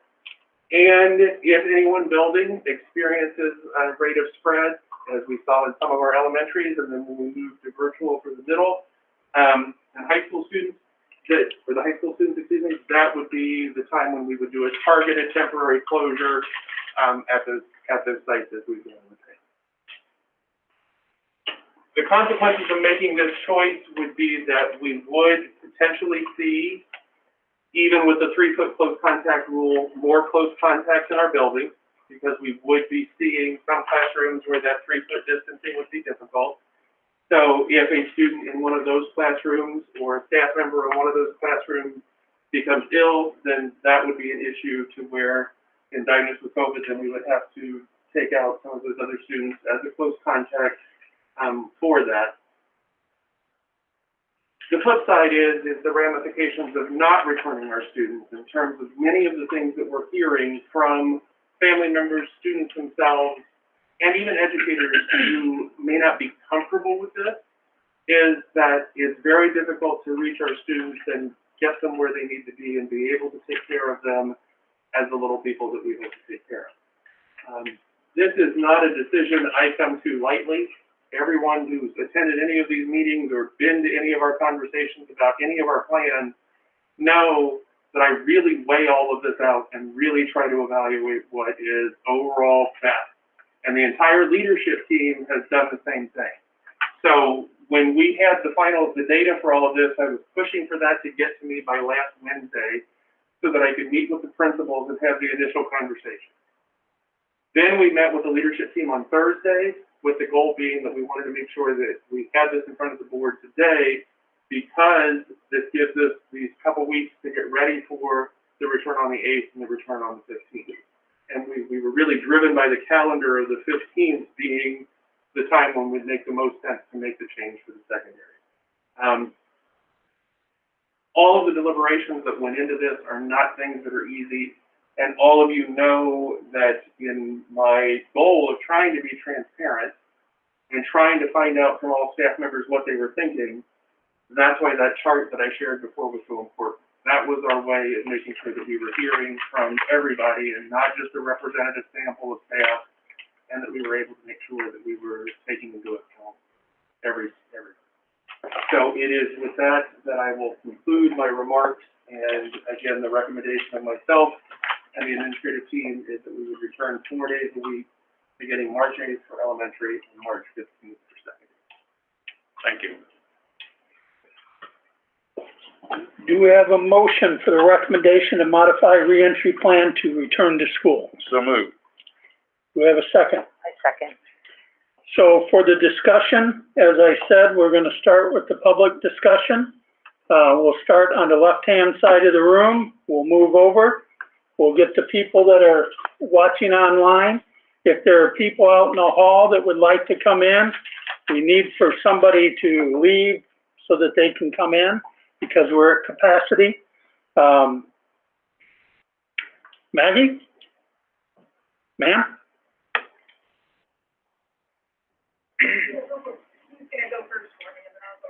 Okay. As long as we all play nice, it's fine. Good evening, my name is Josh Kinder. I am a teacher at Sherman Middle School and head cross-country coach of Warrior Cross Country. I also sit on the board of the Elkhart Teachers Association. I have a statement from the board of the ECS. We, the elected board of the Elkhart Teachers Association, on behalf of our membership, express our strong opposition to the recommendation that ECS schools bring back all hybrid learners 4 days a week. We ask each of you to vote no on the question. The majority of our membership would prefer to keep our schools open with our current hybrid model of classroom learning. As educators, we do long for the day when it will be safe for our classrooms to function at full capacity. Now is not the time. The recommendation assumes that this devastating pandemic is waning away and will continue to do so on its own. Epidemiologists encourage us all to think and act otherwise. We are still in an active pandemic, all of us. The virus will respond to our actions, as it has consistently done over the past 13 months. What do you think a virus will do when we put more mouths, hearts, and lungs in a classroom? Do you think it will continue to drift obediently out of view if we lower our defenses? Let us not allow the lessons of the past year to go to waste. Let us not be naive in how we navigate the full course of this pandemic. And it must be emphasized that the course of the pandemic in Elkhart County has been more severe than most other places in the world. In the United States, over the past year, 1 in every 670 people has died due to COVID-19. In Marion County, Indiana, 1 in 596. In Lake County, Indiana, 1 in 567. In Elkhart County, 1 in 504. Our rate of death for the pandemic is 30% higher than the national average. This is evidence of a shameful and collective disregard for the lethal dangers of this pandemic. We expect that this board continue to make decisions which rectify this embarrassment on behalf of the public and not exacerbate it. You must not commit another foolhardy act in what has been a comedy of errors in this county managing the spread of the pandemic. Schools should be fully opened when there is epidemiological consensus that it is safe to do so, and not 1 day sooner. And not only safe for students, but for the entire community. Now is not the time to weaken our response to the virus. Now is the time to stay the course, finish the job, and tell the truth about what it means to have victory over this virus. New cases down to 0 for good. 70% of all adults vaccinated. Board members, victory is not found in a trend line. It is declared at the finish line. Thank you.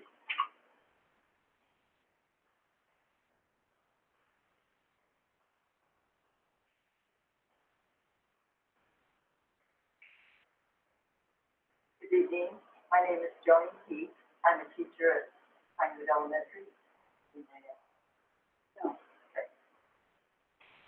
So I'm going to continue what Josh was talking about. This recommendation assumes that 3 feet of distancing is adequate for disrupting the spread of this insidious virus.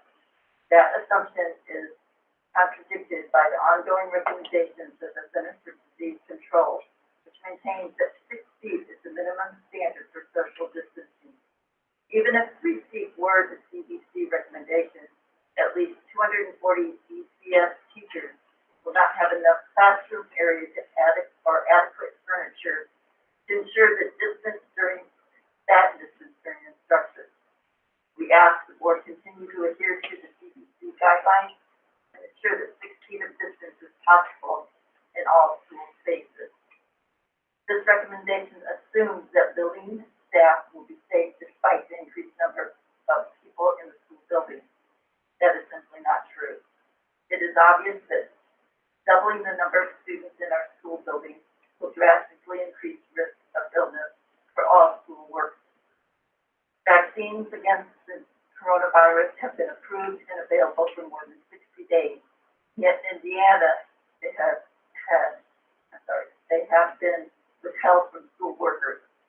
Rather than voting in favor of the superintendent's recommendation, we urge the board to advocate actively and publicly for vaccines to be made immediately available for all school workers. If the board does vote in favor of the recommendation, we would ask that all school workers be allowed to officially reevaluate their working conditions as it relates to health risks for themselves and members of their households. Medical leave and or changes to work assignments must be made available to those workers for whom the increased risk is beyond scale. Additionally, we would ask that the board provide extra masks for all school workers who choose to practice double masking, especially in classrooms. Can you imagine if a teacher were carrying the virus in a crowded classroom with inadequate masks?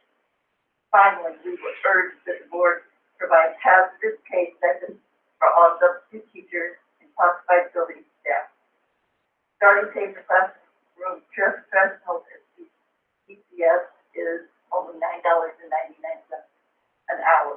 For cafeterias, $8.75 an hour. Do you really think that's enough to honor the risk involved with this recommendation? If you cannot offer hazard pay for those heroic workers, you must vote no.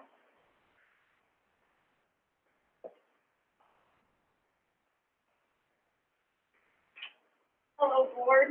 My name is Yvette Cifuentes. I'm a fourth grade teacher and also a board member.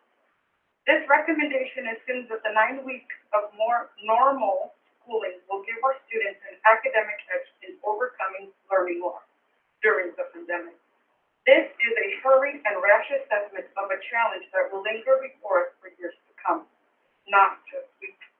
The academic benefit of a more normal classroom in March, April, and May is not clearly significant enough to outweigh the risk of sparking another surge in sickness, hospitalization, and death. We urge the board to practice patience and wisdom regarding how we define and respond to learning loss accumulated over the course of this pandemic. Now is the time for us to be strategic, collaborative, and not abrupt and unilateral in action. This recommendation assumes finally that this school corporation has the capacity to accomplish its plan, and that building staff are supportive and consenting to the work. When asked by their own colleagues, a majority of ETA members expressed opposition to this plan. It remains unclear what the collective opinion of other school workers might be. Were classified building staff surveyed about this plan? How can this plan likely succeed when most of your workers are ambivalent or opposed to it? How would you generate enthusiasm and goodwill with your vote to pass this recommendation? We doubt that the systems of this school corporation could sustain a further increase to workload during this pandemic.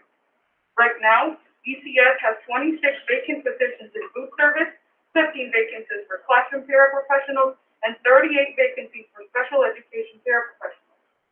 We know the teacher shortage is acute, but we must be honest that the situation in ECS becomes dire when you look at the full picture of adequately staffing our schools.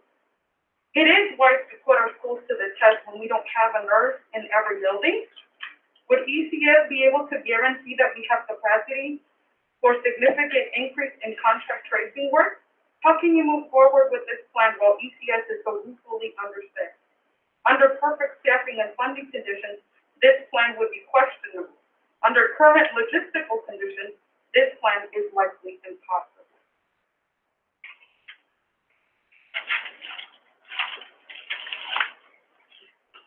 Good evening, ladies and gentlemen. My name is Jessica Ramirez, and I am a teacher at Northside Middle School, special education for both 7th and 8th grade.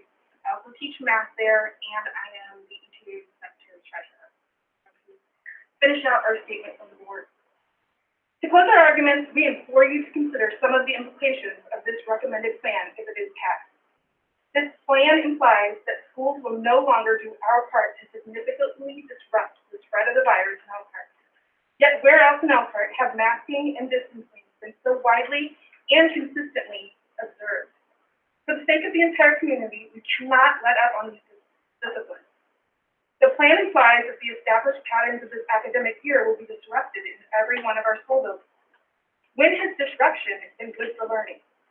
Students learn best when things are peaceful, stable, reliable. We must continue to disrupt the virus, not our classrooms. This plan implies that more people in Elkhart will get sick and die from COVID-19. There are still about 20 new cases reported daily in our county, not 0. It is a decision to vote yes on this plan comes with a body count because it would augment community spread, not diminish it. This plan implies that a number of ECS school workers will leave their positions due to unacceptable levels of risk to their health. Do you know anyone who will take their places? It implies that teachers and staff will do an enormous amount of professional and emotional work in order to carry out the whim of this board this spring. Do you know what it's like to try to care for a student's continuing growth in your classroom while constantly processing worry and anxiety about your own breath? And most importantly, this plan implies that the disproportionate pandemic suffering of communities of color in Elkhart County will continue. Already at this early stage, local vaccination statistics indicate that white persons are significantly overrepresented in the group of adults who have been vaccinated in our county. This decision would do nothing to improve access to high-quality health care for uninsured, undocumented, or impoverished residents in our community, while simultaneously increasing and prolonging their risk of suffering during this pandemic. As a public elected body, this board has a responsibility to privilege the concerns of the underprivileged in our community, and we expect you to do so. For all of these reasons and more, we urge each one of you to reject this recommendation. Keep us safe, keep our classrooms stable, and keep acting in partnership and good faith with the workers of our community.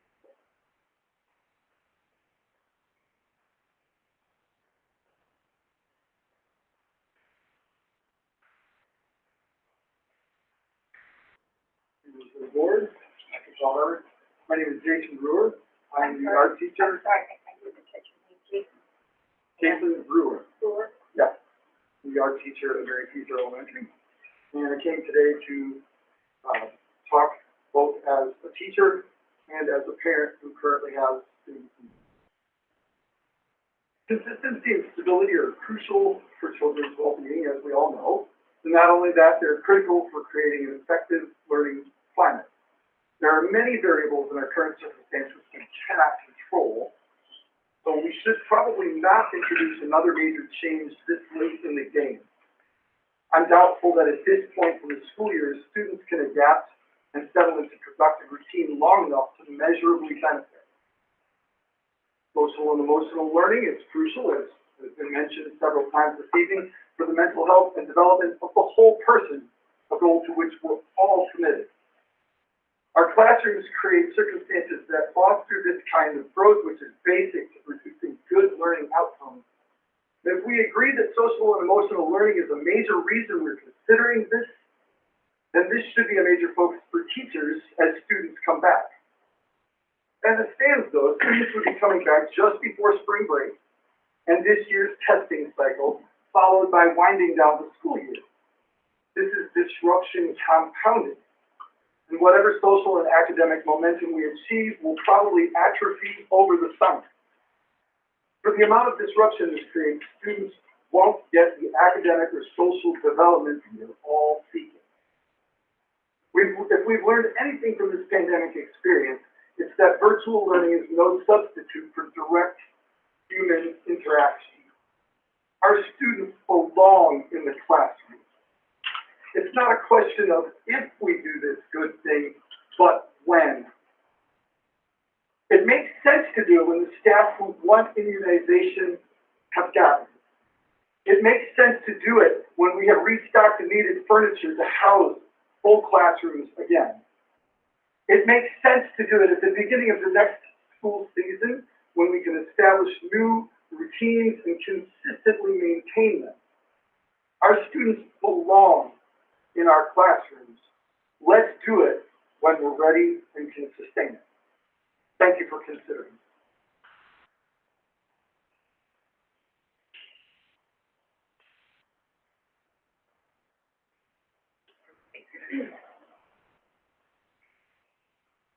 Good evening. My name is Victoria Cope. I am a first grade teacher at Eastwood Elementary, and I am also a parent to a kindergartner and a fifth grade student. I and multiple other teachers that I've spoken to are really struggling with the idea of bringing all the students back together. Hybrid and virtual learning has been working well for us this year, and I don't think it's a good idea to change it. Instead, I think we should keep hybrid and virtual learning for now and readdress opening the school at the beginning of the next school year.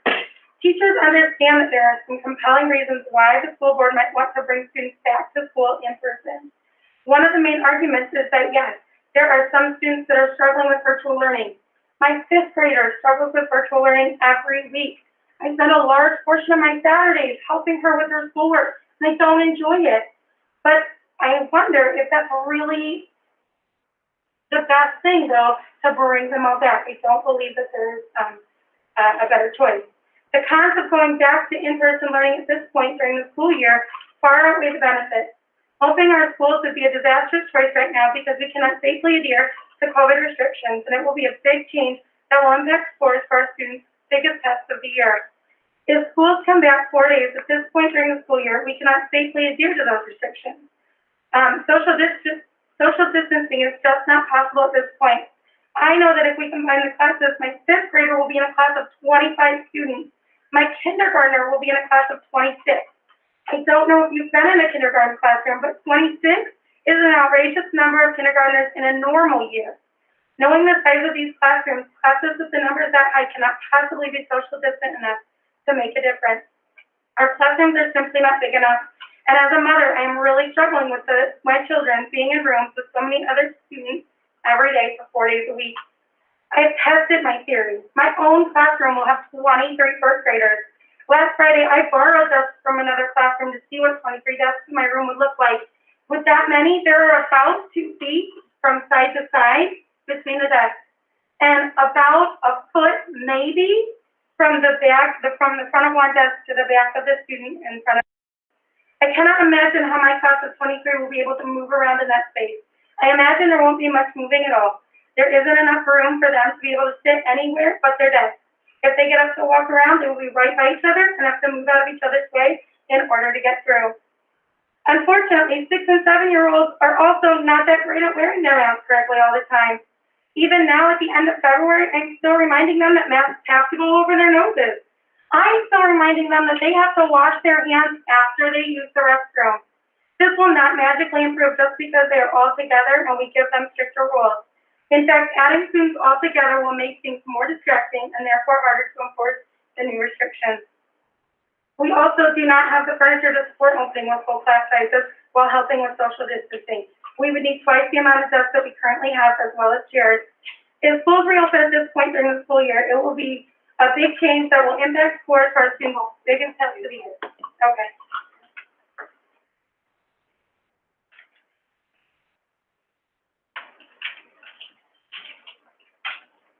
Hello, my name is Holly Stanfield. I am a third grade teacher here in Elkhart, and I'm a member of the Elkhart Teachers Association Board of Directors, and I'm also a parent of probably the cutest kindergartner ever in school at Elkhart as well.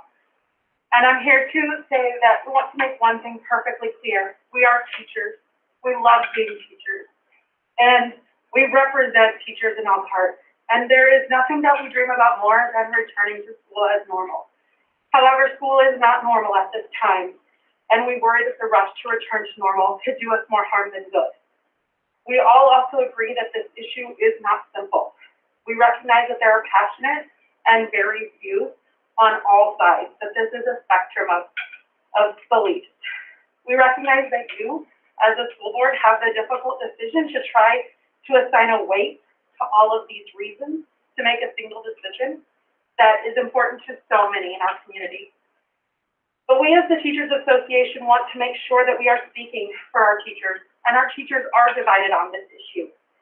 We recognize that we have members that feel strongly both ways, but we all view the world through different lenses, and we obviously all wear many different hats at many different times in our days, and that influences our viewpoints. But we want to celebrate our ability to accept these viewpoints and listen to these viewpoints and problem solve. Elkhart created a hybrid learning model that was creative. It addressed so many of these areas of concern, and for that reason that we're asking that you stay the course with this model and continue in the hybrid model of instruction, which is what the majority of our teacher members are in support of at this time.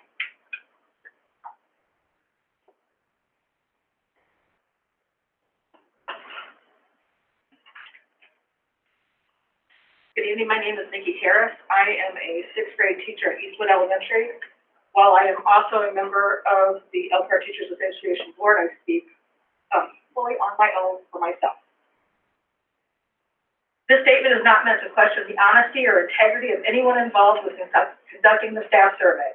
I have the highest respect for the superintendent and my administrators. It is intended to point out some facts of which you might not be aware regarding the survey. Not everyone was asked to take the survey by their administrators. During our board meeting of 11 members, 3 said they were never asked by an administrator to take part in the survey. They are all from different buildings. Based on the sample, I think it's fair to question how many other staff members were not asked to participate.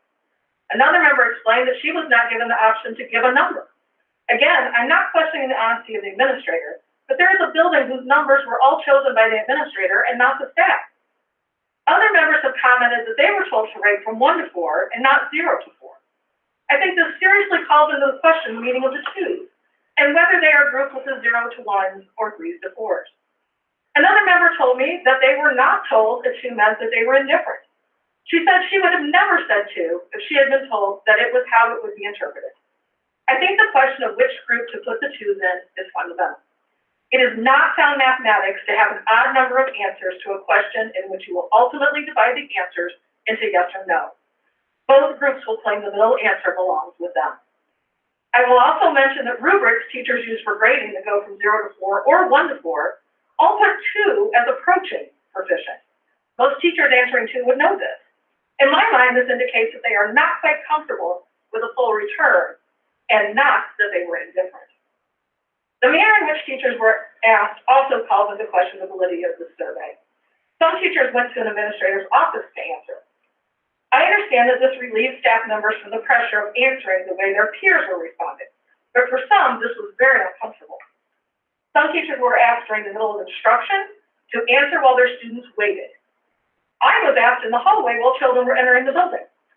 While I personally had no problem telling my administrator how I felt, I know that was not true of everyone. Some felt that they had to guess what their administrator wanted them to say. Some were afraid to say they didn't agree with having students come back for 4 days because they thought they would be perceived as lazy or not being supported as Elkhart Community Schools. I know that it was important to get results fast and to get as many responses as possible in a short time. However, an anonymous electronic survey would have better represented the will of the staff. Each number in the scale could have been clearly labeled with its meaning. No one would have had to guess what a 2 meant. No one would have worried about what their administrator thought. Everyone would have used the same scale. Staff could have been instructed to bring their devices to a staff meeting and then been directed to fill out the survey. I'm urging you to vote no. 1, because I agree with all the reasons that have already been stated by the board of directors, earlier mentioned by Josh and the other members, but most importantly, I'm asking you to vote no because I don't believe the data is sound. Thank you for your time.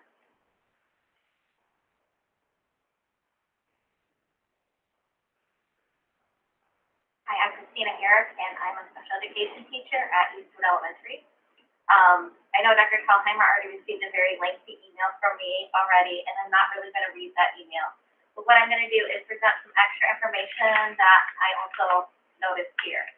Although it does say about 50% of the elementary feel like they can make that 3 foot or the 3 foot or more work, it is still a 40, close to 50% that cannot. I want you to think about that. 50% of our elementary schools cannot make that distance that the state requires to work. That's a huge amount of children that we are exposing to a situation that we don't need to. The other thing I want you to realize is the start of elementary on March 8th is the day of iRead. For 3rd graders coming in full time, meeting all their friends, and then hitting into testing is really not a great idea. Now, I'm aware enough to know that we have several days to test, but typically third grade teachers like to spread out the 3 different tests among the days of testing. So there's about, I think, 5 or 6 days allowed in the testing schedule, and usually our third grade teachers like to divide that into 3 separate days. So when one of the gentlemen over here suggested that we're entering in the testing season, he's being honest. Like, literally the day we come back is the start of IREAD. The week after that is NWEA for 2 weeks. We have a week and then spring break, and then after that, iLearn starts.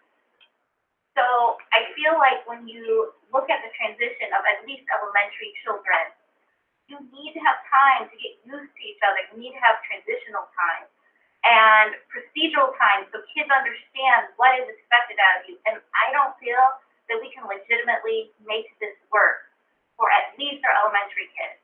And on the special ed side, having children that have sensory issues, one being my own, wearing a mask all day, it sounds all great for us adults to say that, but to have a child wear it all day, we still have issues at lunch, understanding that we can't just turn around and scream at the person across the room with their mask off. We have to have our masks off when we eat, but as soon as we turn, we need to have our masks on. So if we're still having issues like that in our elementary, I don't see it working necessarily full-time for some of our kids. So thank you very much, and thank you for your time.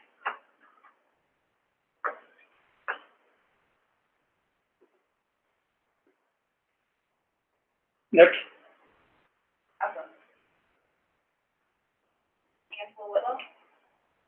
So I wasn't planning on speaking tonight, but since so many people showed up, I figured I would give a parent standpoint. I really appreciate Dr. T going over everything and being at the work session the last couple of times. I've really seen you guys debate about this, and I know it's not an easy decision to come by. As a parent, what I think about is I have a junior in high school who's in the career center. She is not getting that hands-on learning, and that is not because of the teacher, okay? This is because of the pandemic. So I advocate for teachers as much as I can, but it is time for me to advocate for my students, my 2 children, and other parents that don't have a voice or don't feel like they have a voice, okay? So my career center child is not getting the hands-on learning that she would regularly get because of the pandemic. She can't take this. She could take this class next year. It's a dental class, but she's not going to. It's a 1-year class, okay? My 8th grader, who has 6 kids in most of his class, 6, okay, is bored out of his mind. Bored. He comes home. He asked me, what did it say, Tuesday? He asked me yesterday, do I really have to go to school today? I am on the verge of a parent who really advocates for education and that these kids need to go to school. I almost let him stay home. The only reason I didn't is because if he did, I would probably have to keep him home for 2 weeks. So I don't know what to tell my kids anymore. I told my son, go to sleep on your desk. That is something I never thought would come out of my mouth. Take a nap. You have nothing else to do, take a nap. I don't know what to tell them. They're not getting the full education. I'm not saying they're not getting education, because they are. They are not getting the full education. And I understand the need for teachers who really want the vaccine, and that is their right. And you as a district, obviously, are doing and trying the best you can to get them vaccinated. Indiana, that's crappy, okay?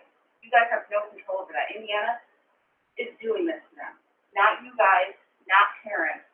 And you guys are advocating and trying, and I understand the need of it, but when is enough? Once the vaccination comes out for teachers, what's going to happen next? Kids need to get vaccinated? When does it stop? I'm just saying, I'm super grateful for everything that's gone on this year, but when does it stop? These kids need, in 3 months of education? I know it's the end of the year, but you're getting double the time in the classroom. Double the time in the classroom. Be able to do the hands-on experience that these kids need. Thank you. Do we have anyone else in the room that wants to speak? Now, there's at least one downstairs, and there's 9 more upstairs. Is there anybody out in the halls that want to come in and speak?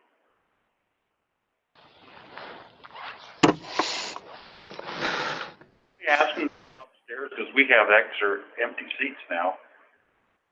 So we don't have a capacity issue. Can we do that? If there's an empty chair. Yeah, there's a couple back there. For me? We have someone downstairs that would like to speak. Just go ahead down there. Can they even hear? Yeah. Yeah, can you ask them to come up here? Sure. Sure. They're coming. They're on their way.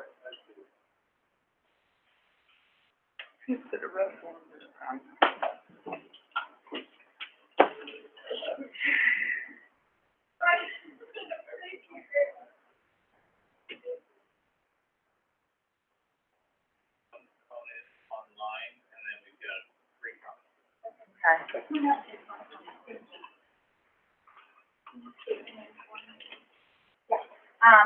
Hello, everybody. My name is Haley Hartle, and I am an interventions teacher at Hawthorne Elementary. My first year, welcome to first year of teaching in the middle of a pandemic. First of all, thank you all for being here tonight and for hearing all of our opinions.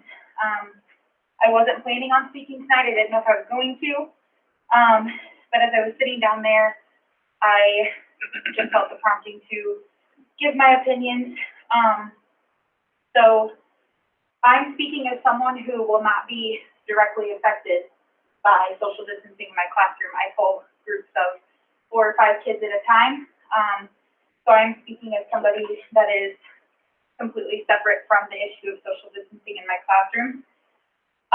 Last week in our staff meeting, I witnessed emotions run high as teachers were expressing that they feel that they are at their breaking point. I saw teachers holding each other as they were crying, saying that one more change this late in the game could possibly be enough to drive them over the edge with everything that has been going on for this last year, as all of us have experienced. We are educators. Our priority is and is always our students. It's why we do what we do. It's why we all got into this in the first place. However, I have to agree with previous speakers here tonight in saying that it is not a matter of if we do this, it's a matter of when and when is the right timing. With the constant and ever-changing direction of this pandemic, there comes a time when teachers' cups will run dry, when cups will run out, and when they feel that they cannot give anymore. Speaking again as someone who is not directly affected by having a room full of 10, 12, 14 students now, I can't imagine what that would be like, having to think of changing the entire layout and setup of your classroom this late in the game in the midst of testing, breaks, and beginning what would feel like a new school year with 9 weeks left to go. Teachers may come to a point when they feel they will no longer be able to pour into our students, and the reasons of going back full-time to get our students the quality of education that they deserve would become null and void in the shadow of exhaustion, constant change, and establishing new routines with a mere 9 weeks of school left. Coming back to school each August, the common consensus and joke is always that come October, we feel into the swing of things. That's between 5 and 6 weeks into school. And when accounting for testing, spring break, and the school wind-down period of preparing for summer and getting things established before we go into the summer break, the choice to return with an entirely new structure with only 9 weeks left to go simply does not make sense. To speak impartially and without emotions involved, I feel that the cons of this change so late in the school year will far outweigh the benefits, and I think that the quality of education our students deserve would be overshadowed by all of the ramifications and logistics that come with attempting to make this change so late in the school year. So thank you guys so much for your time.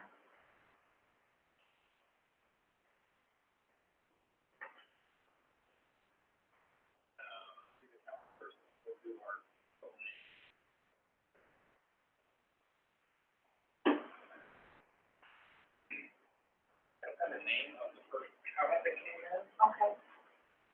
So the first comment that came in from the people on the internet, they thank you for all the work that you have all collaboratively put into this whole year to make the best decisions for our students. I'm grateful to be able to have my child and my students attending 4 days.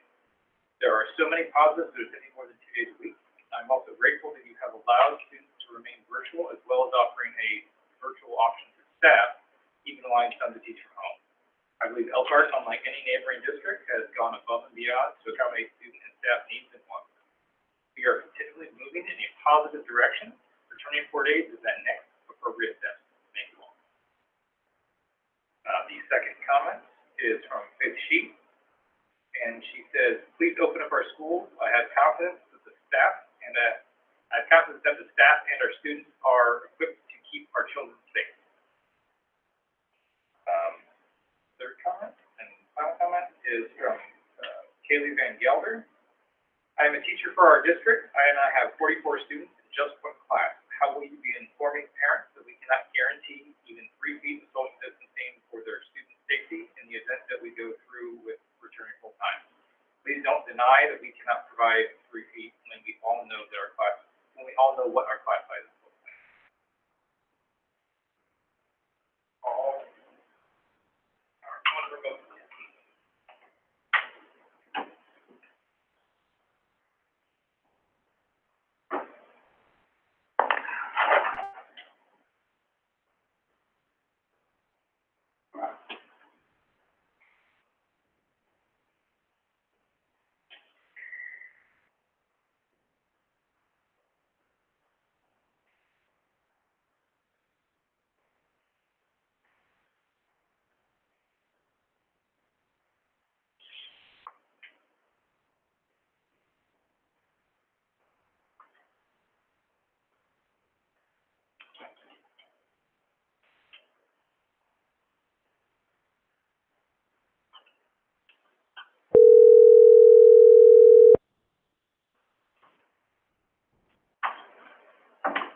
Hello? Hello. Hello. You wanted to make a comment? Oh, is this the school board? This is the school board. Please Hi, state yes. your My name position. is, I'm sorry, one more time? Your name, your position within the schools or as a parent. And then Hi, you my have... name, oh, okay. My name is Aaron Mishler. I'm a parent of a student who goes to Elkhart Community Schools. One thing that I find concerning is the school boards for a referendum in order to increase teacher pay as well as make health insurance more affordable, while simultaneously attempting to return them to classrooms that may not be safe, with students who cannot, with a number of students who can't possibly maintain social distancing or proper mask hygiene with that many of them. We are so close with the vaccine rollout of being able to vaccinate our educators and school staff, those who wish to be vaccinated, and so close to the end of the school season. So I strongly encourage all of you to please consider the health and wellness of our non-renewable resources that are our teachers and staff, because once they are sick and unable to perform, it will be very difficult to find substitutes or other teachers to come in and fill those roles. So I strongly urge you to keep the current system as it is. Thank you very much.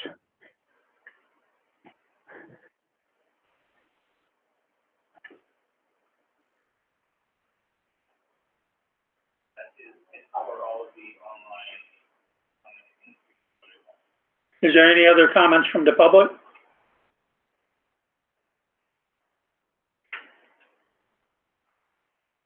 My name is Kelly Brown. I'm a 33-year veteran of Elkhart Community Schools, and I'm very proud of it. Thank you for letting me be here. I'm sorry I didn't come up sooner. I'm feeling like, even though I wear lots of hats, I'm speaking just as Kelly. I'm so proud of Elkhart for holding the course when all around us were doing things that weren't as safe this entire time. I've been proud to say, as a teacher here, my leadership team that I work with as a union leader, my administrators, everything has been done to try to be as safe as possible in a crazy time that none of us can change. And I have thought many different ways, as we've heard people say. The children will make it, whether we go back or we don't. But for my peace of mind, for doing what I think is best, I would really want you to consider being the course, being the beacon that we have been. Hybrid has worked phenomenally for us. I would hate for us to end on a negative note if we settle down.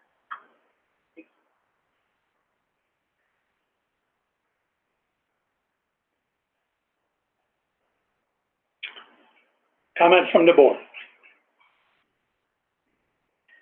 Starting on. Or just, Troy? Someone else can, And I'm that's still when I got, gathering my thoughts. well, I can go, because I wrote my questions down. Quite a few of the teachers talked about the overcrowding in the classroom and not being able to accommodate the 3 seats. So what is the plan for those classrooms? So in any of those instances, we're asking for, teachers to evaluate if there's steps that can be moved out of the room, to be able to do that. Again, the 3-foot recommendation, just like the 6-foot recommendation, is a recommendation.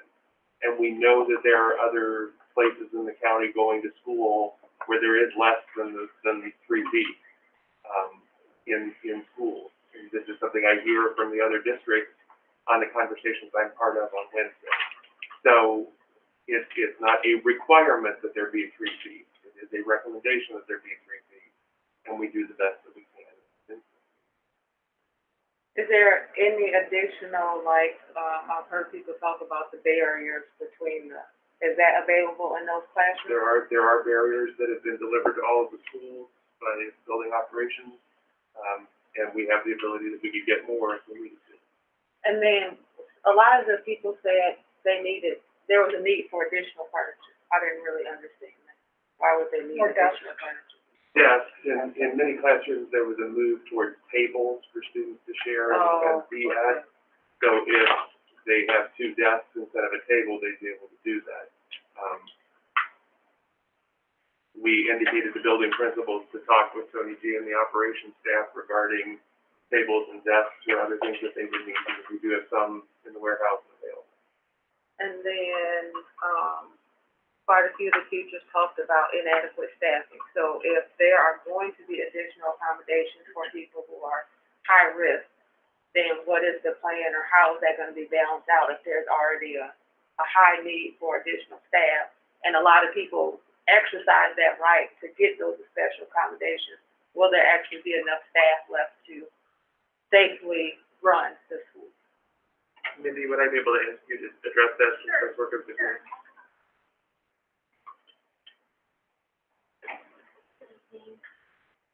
Okay. So we, actually completed staffing today for both the elementary and secondary. There's not teachers who are already tier 1 or 2-tier teachers that are virtual, that are home, would remain in those situations. They would just remain. Tier 3 teachers had childcare situations, and so there were 10 total. There were 4 in the elementary, 6 at the secondary. Cheryl called each one of those teachers, and in most cases, because kids would be coming back to school, they would not have childcare situations. Accommodations could be made on Fridays for staff meetings and such. If kids were home learning and they didn't have childcare, we could make those accommodations for them. Or, there were a few odd situations that we had to find creative solutions for, but those have been rectified, those have been solved. So moving forward, I would suspect if we have shifts in staffing, we would just have to work through HR and Cheryl, utilize our subs, or to find creative solutions that we found. But at this point, there have not been major staffing changes or shifts even in classrooms. We didn't have to do that. We were fortunate to not have to do that. If we have requests that come in from parents to change from hybrid to virtual or virtual to hybrid, we're gonna have to look at class sizes and we're gonna have to look at physical spacing. We may not be able to accommodate those requests. Up to this point, we've been very flexible with parents, far after deadlines when they've made the request to change. We've worked with building principals, we've checked class sizes, have said please check with the classroom teacher, and when we could, we've allowed kids to make those flips back and forth as much as we could. But in this case, because we're very aware of class sizes, and physical distancing, we may have to say no. But we will say yes if we can. So it really is case by case. So moving forward, it would just depend on the number of staff that may have to make a switch, based on medical or other.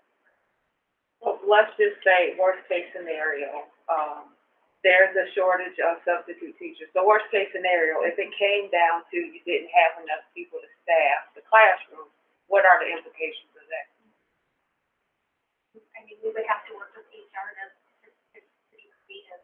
Some situations, we've had some paras that have had substitute licenses, or even in some cases, retired teachers that have come back to be paras or subs, or we think outside the box and are creative. Maybe have you also looked at condensing some of the online sessions to bring teachers back in any voluntary situation?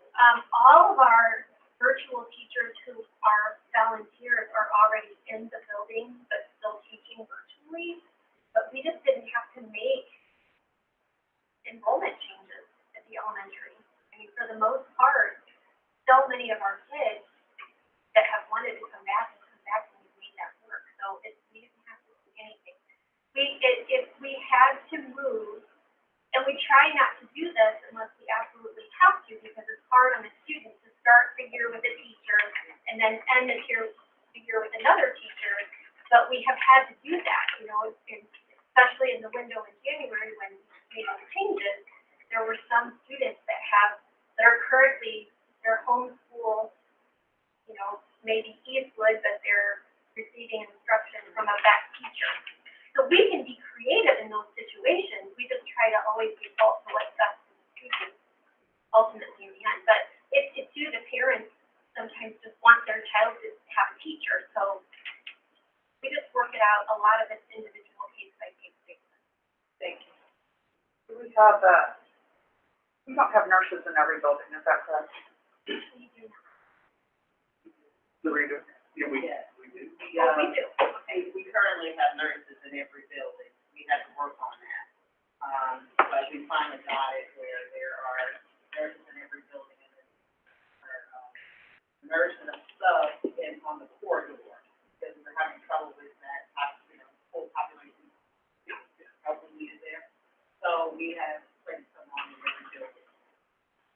And, as far as accountability, one of the things, as I asked several administrators, they were most confused, I guess, by the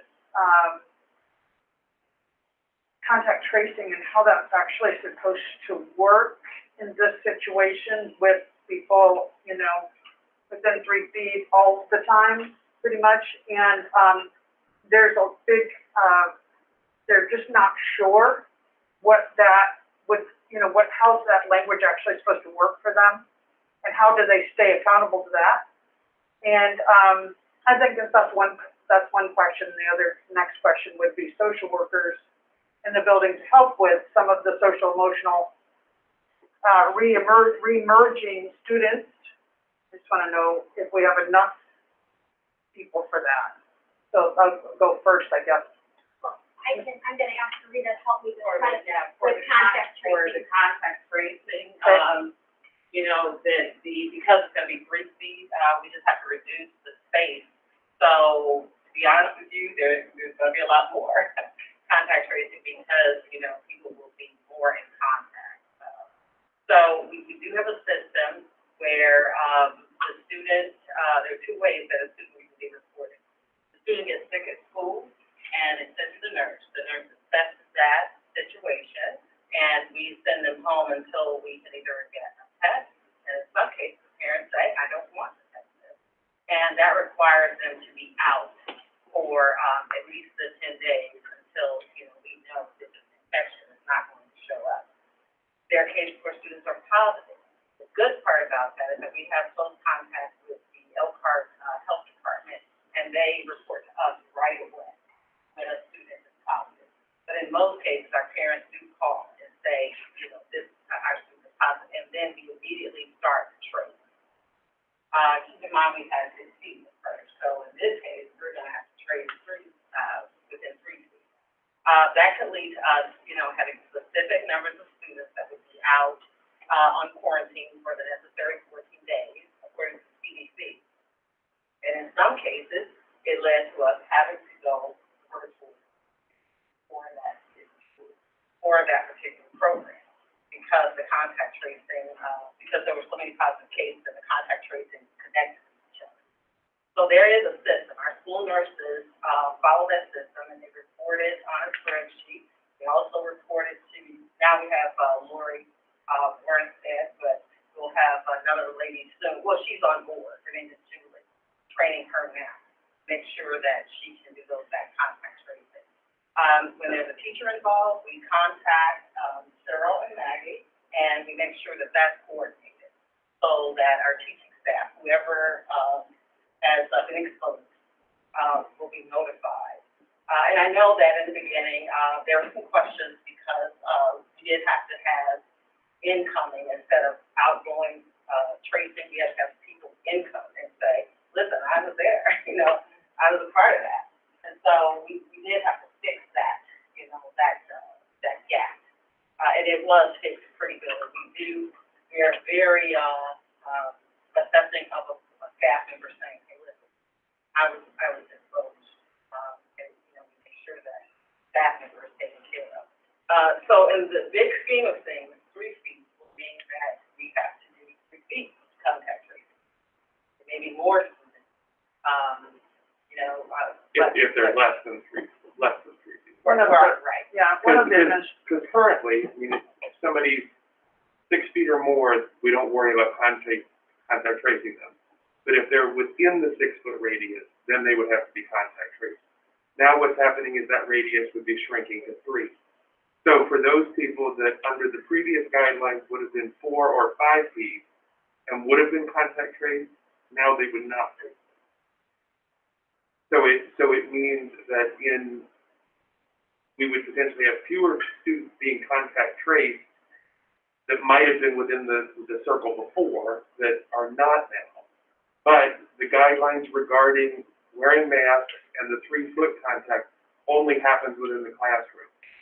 So if you're within 6 feet on a bus or within 6 feet in a cafeteria with your mask off and eating, then in that instance, the old 6-foot rules still apply. So that would be guidance that the COVID team is meeting on this week and will be communicated out very clearly regarding that going into effect once we're to that March 8th and March 5th. one administrator suggested that in some of these, younger, classrooms, that you, instead of trying to keep them in desks and all of that jazz and this whole thing that we're talking about, which is kind of, mind-boggling for most people, to figure all this out, was to, literally sit the children at round tables, since they're gonna be within 3 feet anyway. And that way that creates a pot, so if one of those students gets sick, then you're not, having an entire classroom. That was one, I thought, a very good solution, and one of the things I found that was, when I spoke with people, I didn't have teachers coming and talking to me, which was surprising. I had a couple, and I addressed some of their concerns. But I didn't have all of this. And so my information was coming from kind of can-do administrators that were like, we'll just get it done. It's so important to get these kids back. So many of them have these kinds of ideas, that I think sound like they could work better than this guessing of spacing and contact tracing. And I don't know if we have the furniture to do that, particularly in our younger kids who are just all over each other. There's no way to keep them separated, walking down the hallway and anything. They're just like glued to each other, right? Particularly if they haven't seen each other in a while. And that's actually true. So, so can we, how can we, if this is something that we need to do for the institutional part of Elkhart Community Schools, moving forward, is it possible to do some of these, do we have enough furniture to do this? Do we have enough time to make some creative ideas work? What's your guys' thoughts? I'm kind of blown away by the fact that I didn't know this from you guys. I'm pretty acceptable. I was hoping that there was this kind of negative, teacher feelings I would have heard from that. I've done a lot of research. I've got my pros and cons list up here, and I'm gonna make a statement before I vote, but, I just want to know from you guys a little bit more. I've had a couple principals reach out about cafeteria concerns. Yeah. And have just over the phone, brainstormed some possible ideas, and at the end of the day said, if you need help and you need Tony or Bill or building services, people are outstanding, to come out and to be able to assess, and sometimes having somebody else give you a perspective that you're not seeing. Mm-hmm. So thus far, it's just been brainstorming. I think I probably talked to the same principal you did about the pods. That was a conversation we had.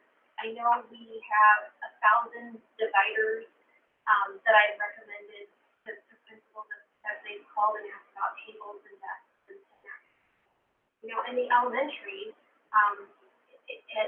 a while ago, teachers moved from desks to flexible seating, and so there are all sorts of, different options with that. So we've talked about, re-examining the space and seeing, is there furniture that needs to be taken out. It's hard. It's a huge, it's a shift. But in order to make this work, you've got to be willing to make the sacrifice, move some things around and try to be creative. But I will say, our buildings and grounds people are great at giving suggestions, coming out and being able to work through that. So, on my end of it, it's just been brainstorming, similar to what you've done, or the conversations you've had. Well, I think it's interesting too that the elementaries that are inside of our county that have been going and are going have provided a lot of creative ways that they're using inside of their classrooms because they have the same issues. And the way they've used the dividers, the way they set their desks up, the way they're practicing inside of their classroom, and they've been very open, the ones that have been functioning this whole time, on being willing to guide in any way that they can our staff. There are a lot of national strategies. Yeah. Elementary level, with students decorating their divider, things like that, That's been really interesting. A question for you. iRead, is it moved to May? iRead is not. iRead is in March. Okay. So, it's really, when you look at the testing schedule for the entire second semester, iRead impacts one grade level. iLearn is several grade levels. Okay. NWEA is several grade levels. So if you wait and bring kids back later, then we have all kinds of kids testing, So it's testing season. It's just what it is what it is. The iLearn test, teachers do try to give that over multiple, or the iRead, I'm sorry, do try to give that over multiple days. It's not hours and hours. It's I don't remember exactly off the top of my head how many minutes I should for as many years as I've administered that, but maybe an hour and a half on one day, an hour the next day. So it's a shorter test administration than the other test. That's the first one. When you return, that's the very first one when you return. For third grade only. Okay, so only for third grade when you're coming back. Correct. So when we're coming back to elementary, we're not coming back that first week, right, and do everybody testing, we're coming back to just third grade testing in a short period. Correct. Then how many weeks of acclimation is it before the next test? I would have to look at those test windows, but it's Okay. not, yeah. Isn't it right after spring break or I not? think it is. We have some dyslexia going on in first grade, I think 2 weeks back. Okay. So 2 weeks of IVs, and we're like 2 weeks, might be, I was, break, and then it's hybrid. yeah, I was trying to find that schedule online, so, but I just wanna make sure that I'm like hearing it right. When you come back, it's third grade only, short periods of time, then you have 2 weeks to do that test. Then we move into NWEA, is that right?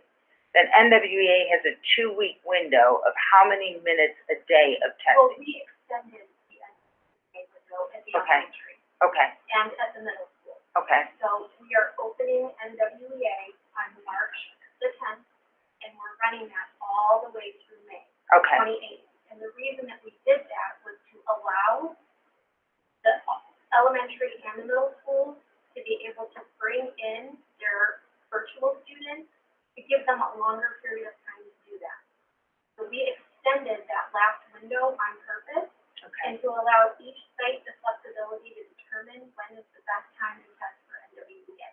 okay, Because the fear from test coordinators was if we bring in our virtual kids for IB, then we pull them back in for iLearn. Are we gonna get them back in for NWEA? That's a lot of bringing kids back in for testing. So we lengthened that window. If the kids don't come back, how do you administer those tests? we got you. We can't, I mean, we're gonna do everything we can to get it in, but at the end of the day, we can't. How would the virtual kids take the test? Or Well, that's what we're talking about. So for virtual kids, our test coordinators are making arrangements to bring kids in on Friday okay, to right. be able to test, or whatever days that they're able to schedule them. So that's why it has to be lengthened. Yeah, I got you. There's someone in the audience that must have a question for you, Mindy. Okay, I just wanted to make a point about IB if I could. Yes, it does only affect one grade level, but if they don't pass it, they don't move on to the next grade. So even though it is just one grade, it's a pretty big test for them to take this particular lesson. I'm under the understanding that the state is holding no one accountable this year. They're forcing the children to take the test. Yeah, But we are not held accountable. That's what we Is this were- correct? Yeah. There's a Senate bill that's making its way through to say that, again, for individual school buildings, accountability would be either a hold harmless on your letter grade from the previous year, or the better grade if you get a better grade. And then there would be no consequences for accountability during testing because of this issue. Yeah, that's what we're being told. So it kind of And most, negates the testing aspect of it on not going back to school, and that's like, go ahead, Steve. well, I was just gonna say, Caitlin Jenner, who's the new superintendent of public instruction, in her weekly update has said that the goal that they see for iLearn assessment is that it just be kind of a baseline to gauge reading to green learning loss coming out of the pandemic, and that the accountability wouldn't be there. The state of Indiana is still waiting to hear from the federal government if there is a waiver on the accountability piece from the feds. But the state would be passing the legislation to at least do what they can locally, at the state level, to make that not be a ramification or be impacted by all of this happened during the past year. So stress us out even more for nothing, to a degree. Well, it does raise the question, I mean, and this is the argument that people are making in applying for the waiver, of like, why have people go through all of the stress of figuring out the schedules and getting the virtual kids and then doing all of this, if it's really to no avail, other than to tell you the kids didn't learn anything this year. Right. And it Which takes is away what from everybody's gonna instructional learn. time. Well, it takes away from instructional time, but also that segues me into the whole thing of what we're happening in our secondary schools. So our secondary school students have already decided that they have heard that their grades do not count. And they have removed themselves from educating. They're not connecting. The number has gone. That's true this year, is it? That is not true. I know it's not true, but like the numbers are higher, Sue, of our secondary students not participating right now. It's as if they're just disappearing. And Steve had it right. Like right now for the secondary schools, especially for the seniors, especially as you move them from high school to college, the loss for them is huge and large. And now we have them going to school for 2 hours and picking up a full-time job. You know, so they're not educating, now they're out there working, and this is their time to be educated. So I'm glad that you brought that up about the testing. Okay. To the young lady's point back here about third grade, if that student doesn't pass those tests, will that student be held back? Is that what you were saying? In a normal. They're not this. Okay. Okay, well, the hold harmless applies to the students also. Yes. Right. Okay, all right. Okay. I would like to speak. It takes a great deal of courage to come here and speak about the hard stuff. It takes a great deal of courage to be at home in the comfort of my home and to hear the hard stuff. The hard stuff I've heard at home in the last few months are a lot different than what I heard in this room tonight. I just want you all to know that deep down inside, I truly sympathize and I appreciate all that you do. Thinking of us as incompetent on how we may vote here tonight isn't a real good feeling, but that's the choice I made when I ran for this seat. And deep in my heart, I know that children need to be in school. And I know that there's a lot of fear out there. But I thank God for all the grocers and the gas clerks and the custodians, the doctors, the nurses, the first responders, the production workers on the line that kept this world a-moving for all of us at minimum wages. And I'm sure they had all those fears. What kind of fear would we have had if they had said, we can't do this? We can't go to work. I don't think any of you are going to let us down if this votes in favor of this tonight.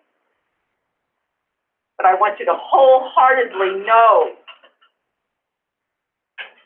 that we are fighting for you all, whether we say yes or no here at all times, and especially the most vulnerable of all the youth in these buildings. Thank you. I wrote out some comments because I can be wordy and emotional. And I thought it was best for everybody's concern here. I wanted to acknowledge anyone here who's suffered loss during this extremely challenging pandemic, and I have been really struggling since realizing the milestone of over 500,000 deaths in the United States. They're not just deaths to me. Deaths are not just a statistic. They are truly souls lost. And if you've lost someone to COVID, I have. You've suffered illness, we have. You've suffered disruption of job and school, we have, and so much more. I want to first of all acknowledge your pain, and I want to acknowledge your stress, and I want you to know that decisions made here are about people, and we realize you are real people. You're not statistics. You're not just data. And I feel very, very deeply for teachers and for our community in every way. We are people, we are students, we are teachers, and we're community of friends, family, and family extended. No one takes these decisions lightly, and I believe that everyone is working to do what is best for the greater good of all. Voting to bring students back has been weighing on my mind, and after looking at our leadership recommendations and guidelines, I decided to call several principals. Sorry, I swallow in the middle of my sentences, but I get emotional and nervous, sorry. So I decided to call several principals and gather some data of my own to help solidify my decision. I have a long list of pros and cons. I always do that, divide my sheet up, decide how I need to proceed. I've been agonizing over this decision, losing sleep. I truly believe there are scientifically documented risks that are true cons to opening. But I have to look at both the physical health and the institutional health of our district and when I'm making these decisions. And I've been elected to protect the institutional health of Elkhart Community Schools.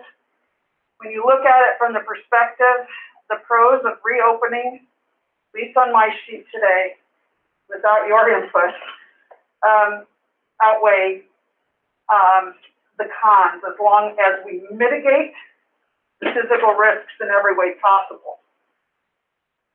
We can't just say we are going to have 100% fidelity to our mask wearing. Every staff member, every minute of every day has to be all in. Otherwise, we can't continue to do the good work of education. For that matter, this has to be an all hands on deck approach with the community. If we all want the schools to stay open, we need to all be accountable for wearing masks and social distancing as well. And all means all. And all means leading by good example. And all need to understand the science of this and why we are dropping in numbers in our county.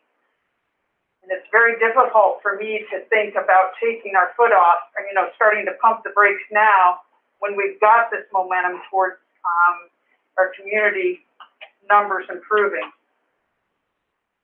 We need to be writing our legislators to prioritize teachers for vaccinations. I'm just hoping I don't end up in jail, because I call on the reg and I've somehow managed to get a few secretaries of very high people in high offices, and not just a reporting.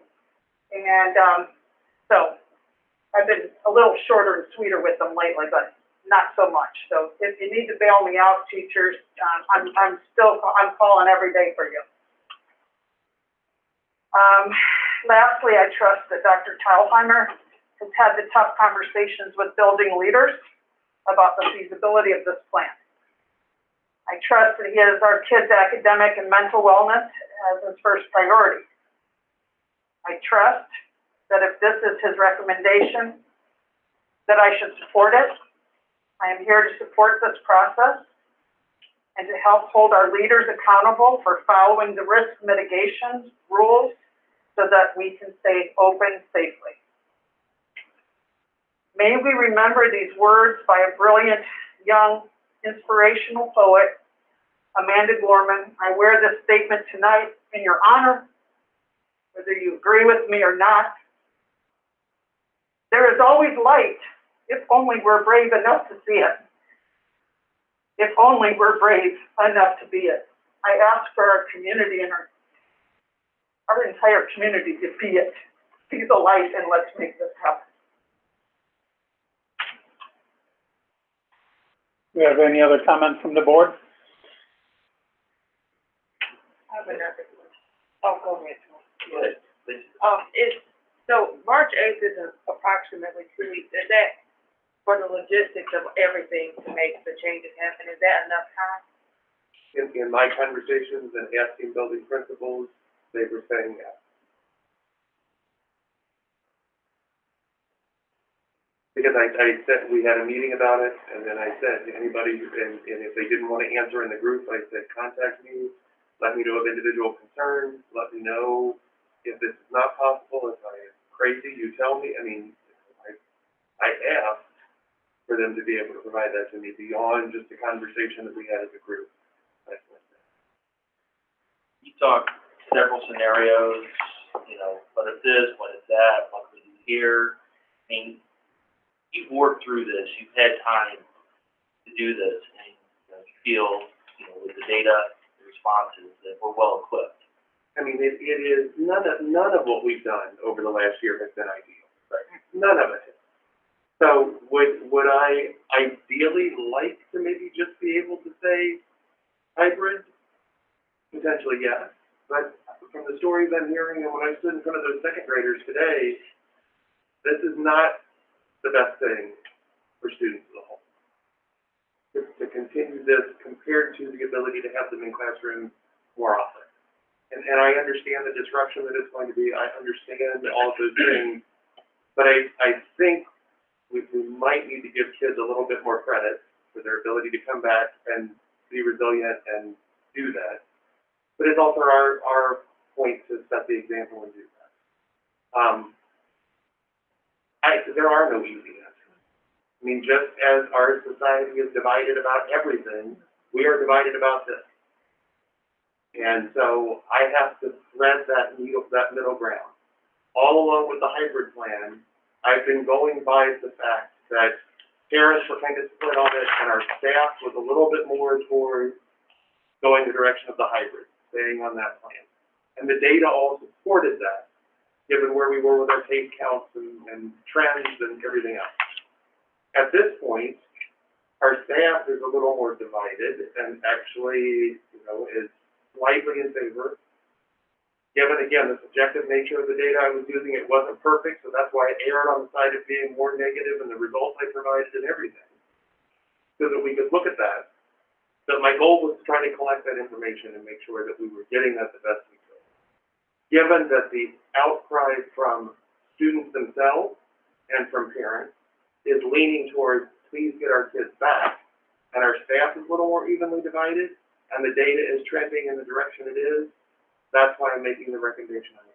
It is not 100% clear cut. I don't disagree with many of the things that teachers have said, because as much as they may think I'm so far removed from that, I was one at one time. I taught sixth graders. I taught high school kids. I remember what it was like. And right now, instead of having a classroom of 28 ninth graders, I have a class of 1,700. So that same care and concern that I would have poured into that classroom of kids and been worried about with them coming back is the care and concern I have for every one of you. So I don't take that lightly, and I have to take all of those factors into consideration in everything that we're hearing. And I would hope with the message that I've given over my time here in these 2 years that you all know that's my heart. That is what we're here for. And I don't want you to feel like you have to bear all of this on your own. We're all in this. It's all something we've got to work through. But I wouldn't make the recommendation if ultimately, bottom line, on balance, this is where the indicators are. And I have to trust the leadership team around me. I mean, I said in our meeting Thursday to the leadership team, tell me where I'm wrong. Tell me where this isn't going to work. Tell me, is it going to be a crap show? And we talked through the things that people brought up. But ultimately, those people, the building principals, when we've had the conversation, have all said, yes, ultimately, on balance, this is the thing we need.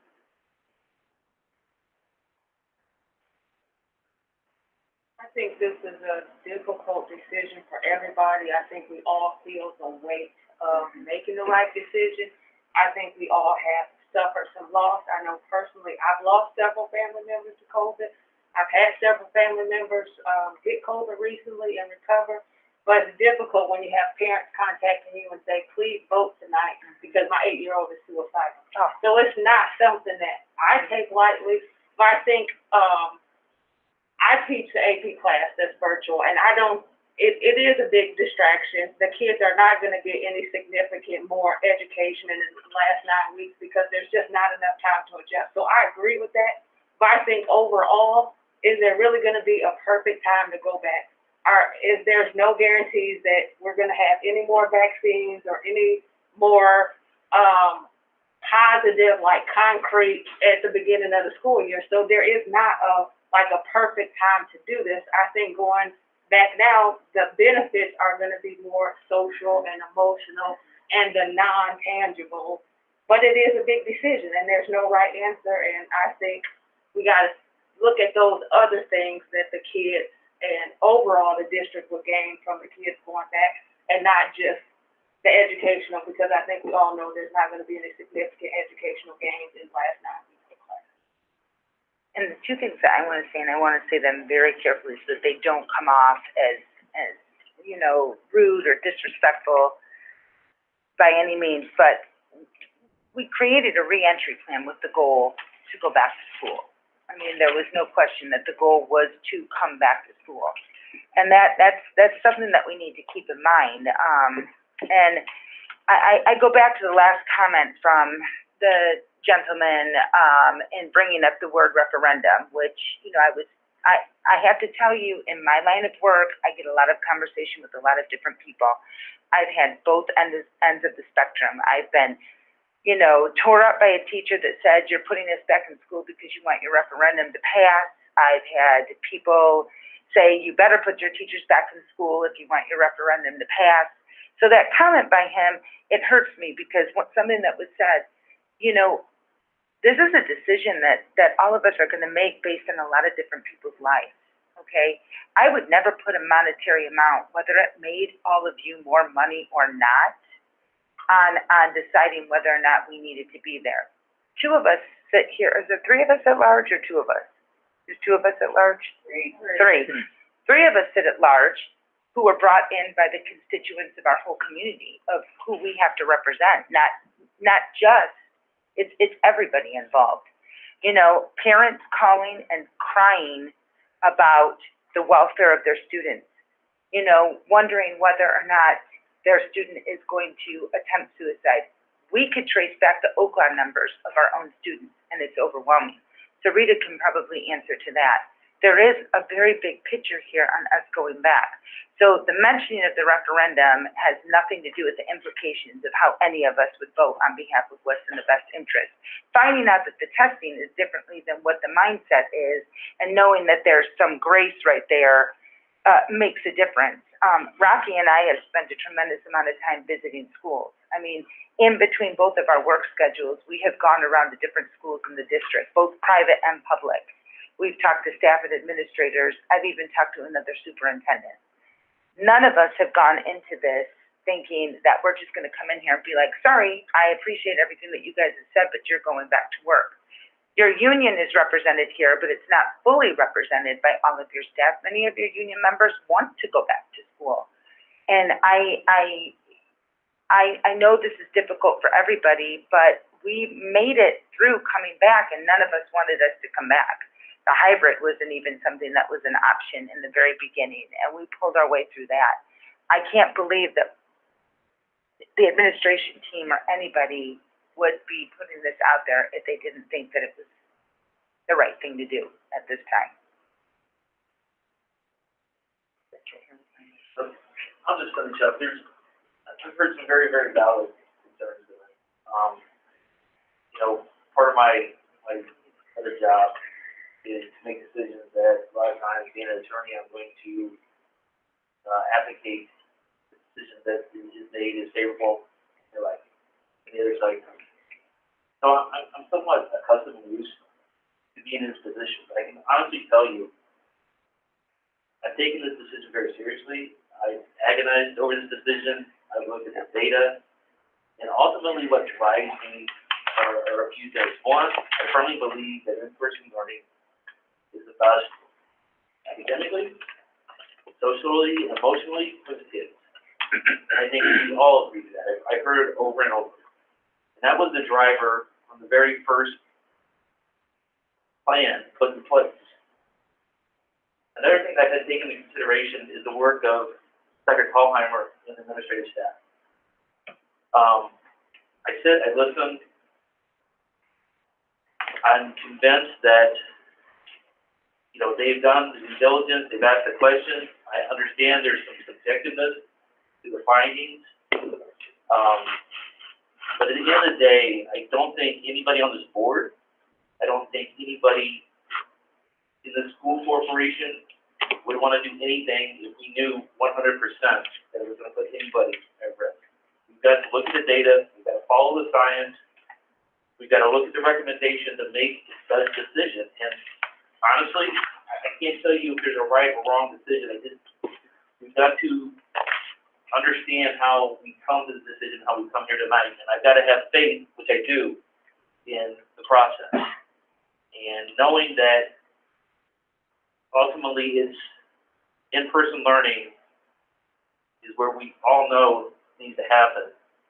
I think, you know, my confidence and faith is what's been presented, even though I've heard valid concerns, and some of those concerns I hadn't thought about, and I've had to think. So, you know, don't think that any of us are making a decision or the way we're going to vote is we're taking it lightly. We are not. It's been a very tough decision. So, I don't want to take up any more time, but I think that you see a theme here that we're all in it together to resolve this.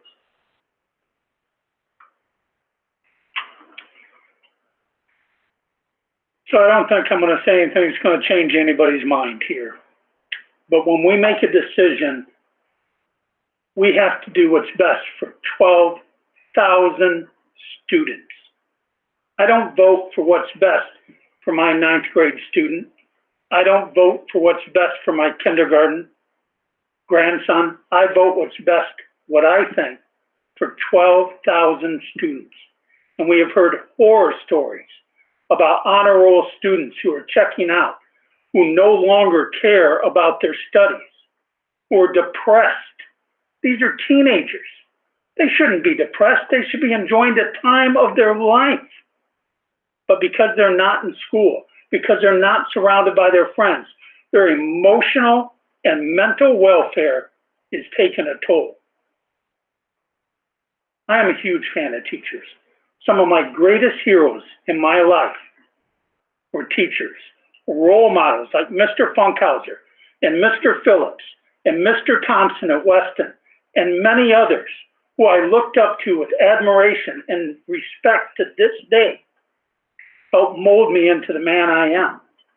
I love teachers, and I appreciate what you do every day. I've come to the realization that as a member of this board, that I'm going to tick off half the people in the world every time I make a decision. Unfortunately, some of you are not going to be happy if it goes against you.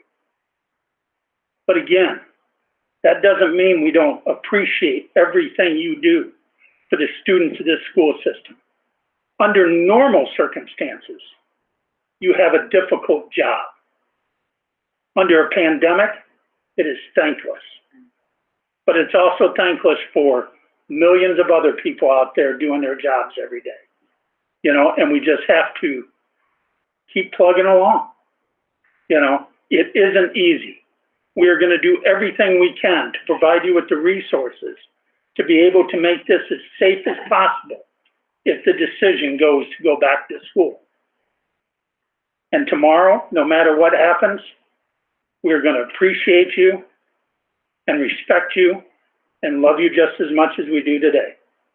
We thank you for the sacrifices you make for the students of Elkhart Community Schools.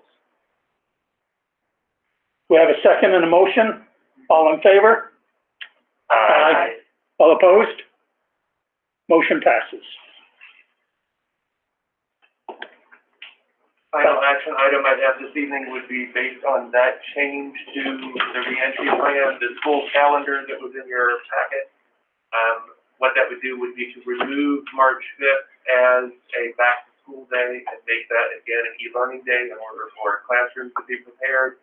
And then the day on May 21st, which was to be just a hybrid single day, would actually be a day for A and B students to attend. So I would ask the board approve this calendar based on acceptance of the return to school plan. So moved. Second. We have a motion and a second. Any discussion? All in favor? Aye. All opposed? Mrs. Ott, do we have anybody that is? Nope. One virtual call-in or Okay.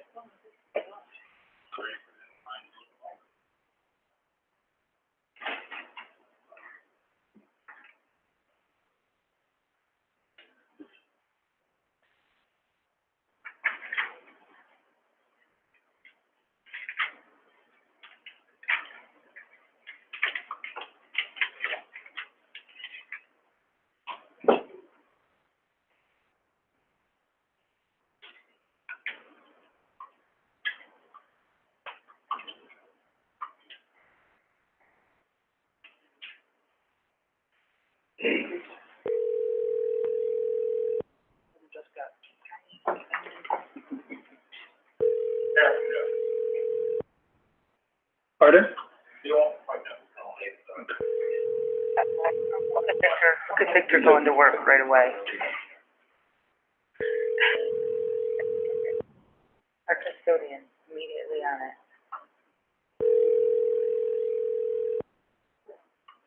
How long do we give them to answer? Voice messaging system. You try him again. I told them we try to call twice, so we did wait till again.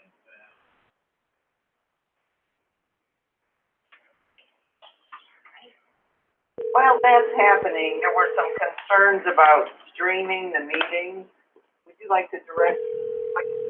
Oh, yeah, I thought it would be a good idea to clarify when stream or why we stream, because quite a few people asked me about how come we don't stream every week, and when they found out we were voting, some people said, well, the board can't even be in person, but they want us to go to school in person. So I don't know what the protocol is, but I just thought it would be a good idea to clarify what the protocol Voice is, messaging system. and we stream and why we stream.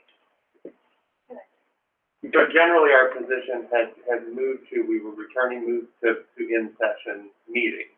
And then because we had a board member who potentially, or when we've had a board member who couldn't be here, then that would be where we would stream it because we're doing that anyway. But then we had made the decision initially to have this one streamed because there might have been a reason why a member couldn't be here. But then when that changed, because we'd already advertised and set it up to be broadcast, we would. So that's why this one was, and given the importance of the decision and the conversation that was happening, we wanted people to be able to. So moving forward, we won't stream unless one of the board members can't make it. That's been the position that we had discussed doing.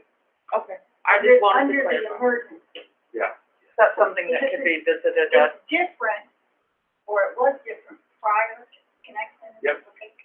Prior to being under the emergency, situation, a board member can attend like in a phone call or virtually, but normally they cannot vote during that.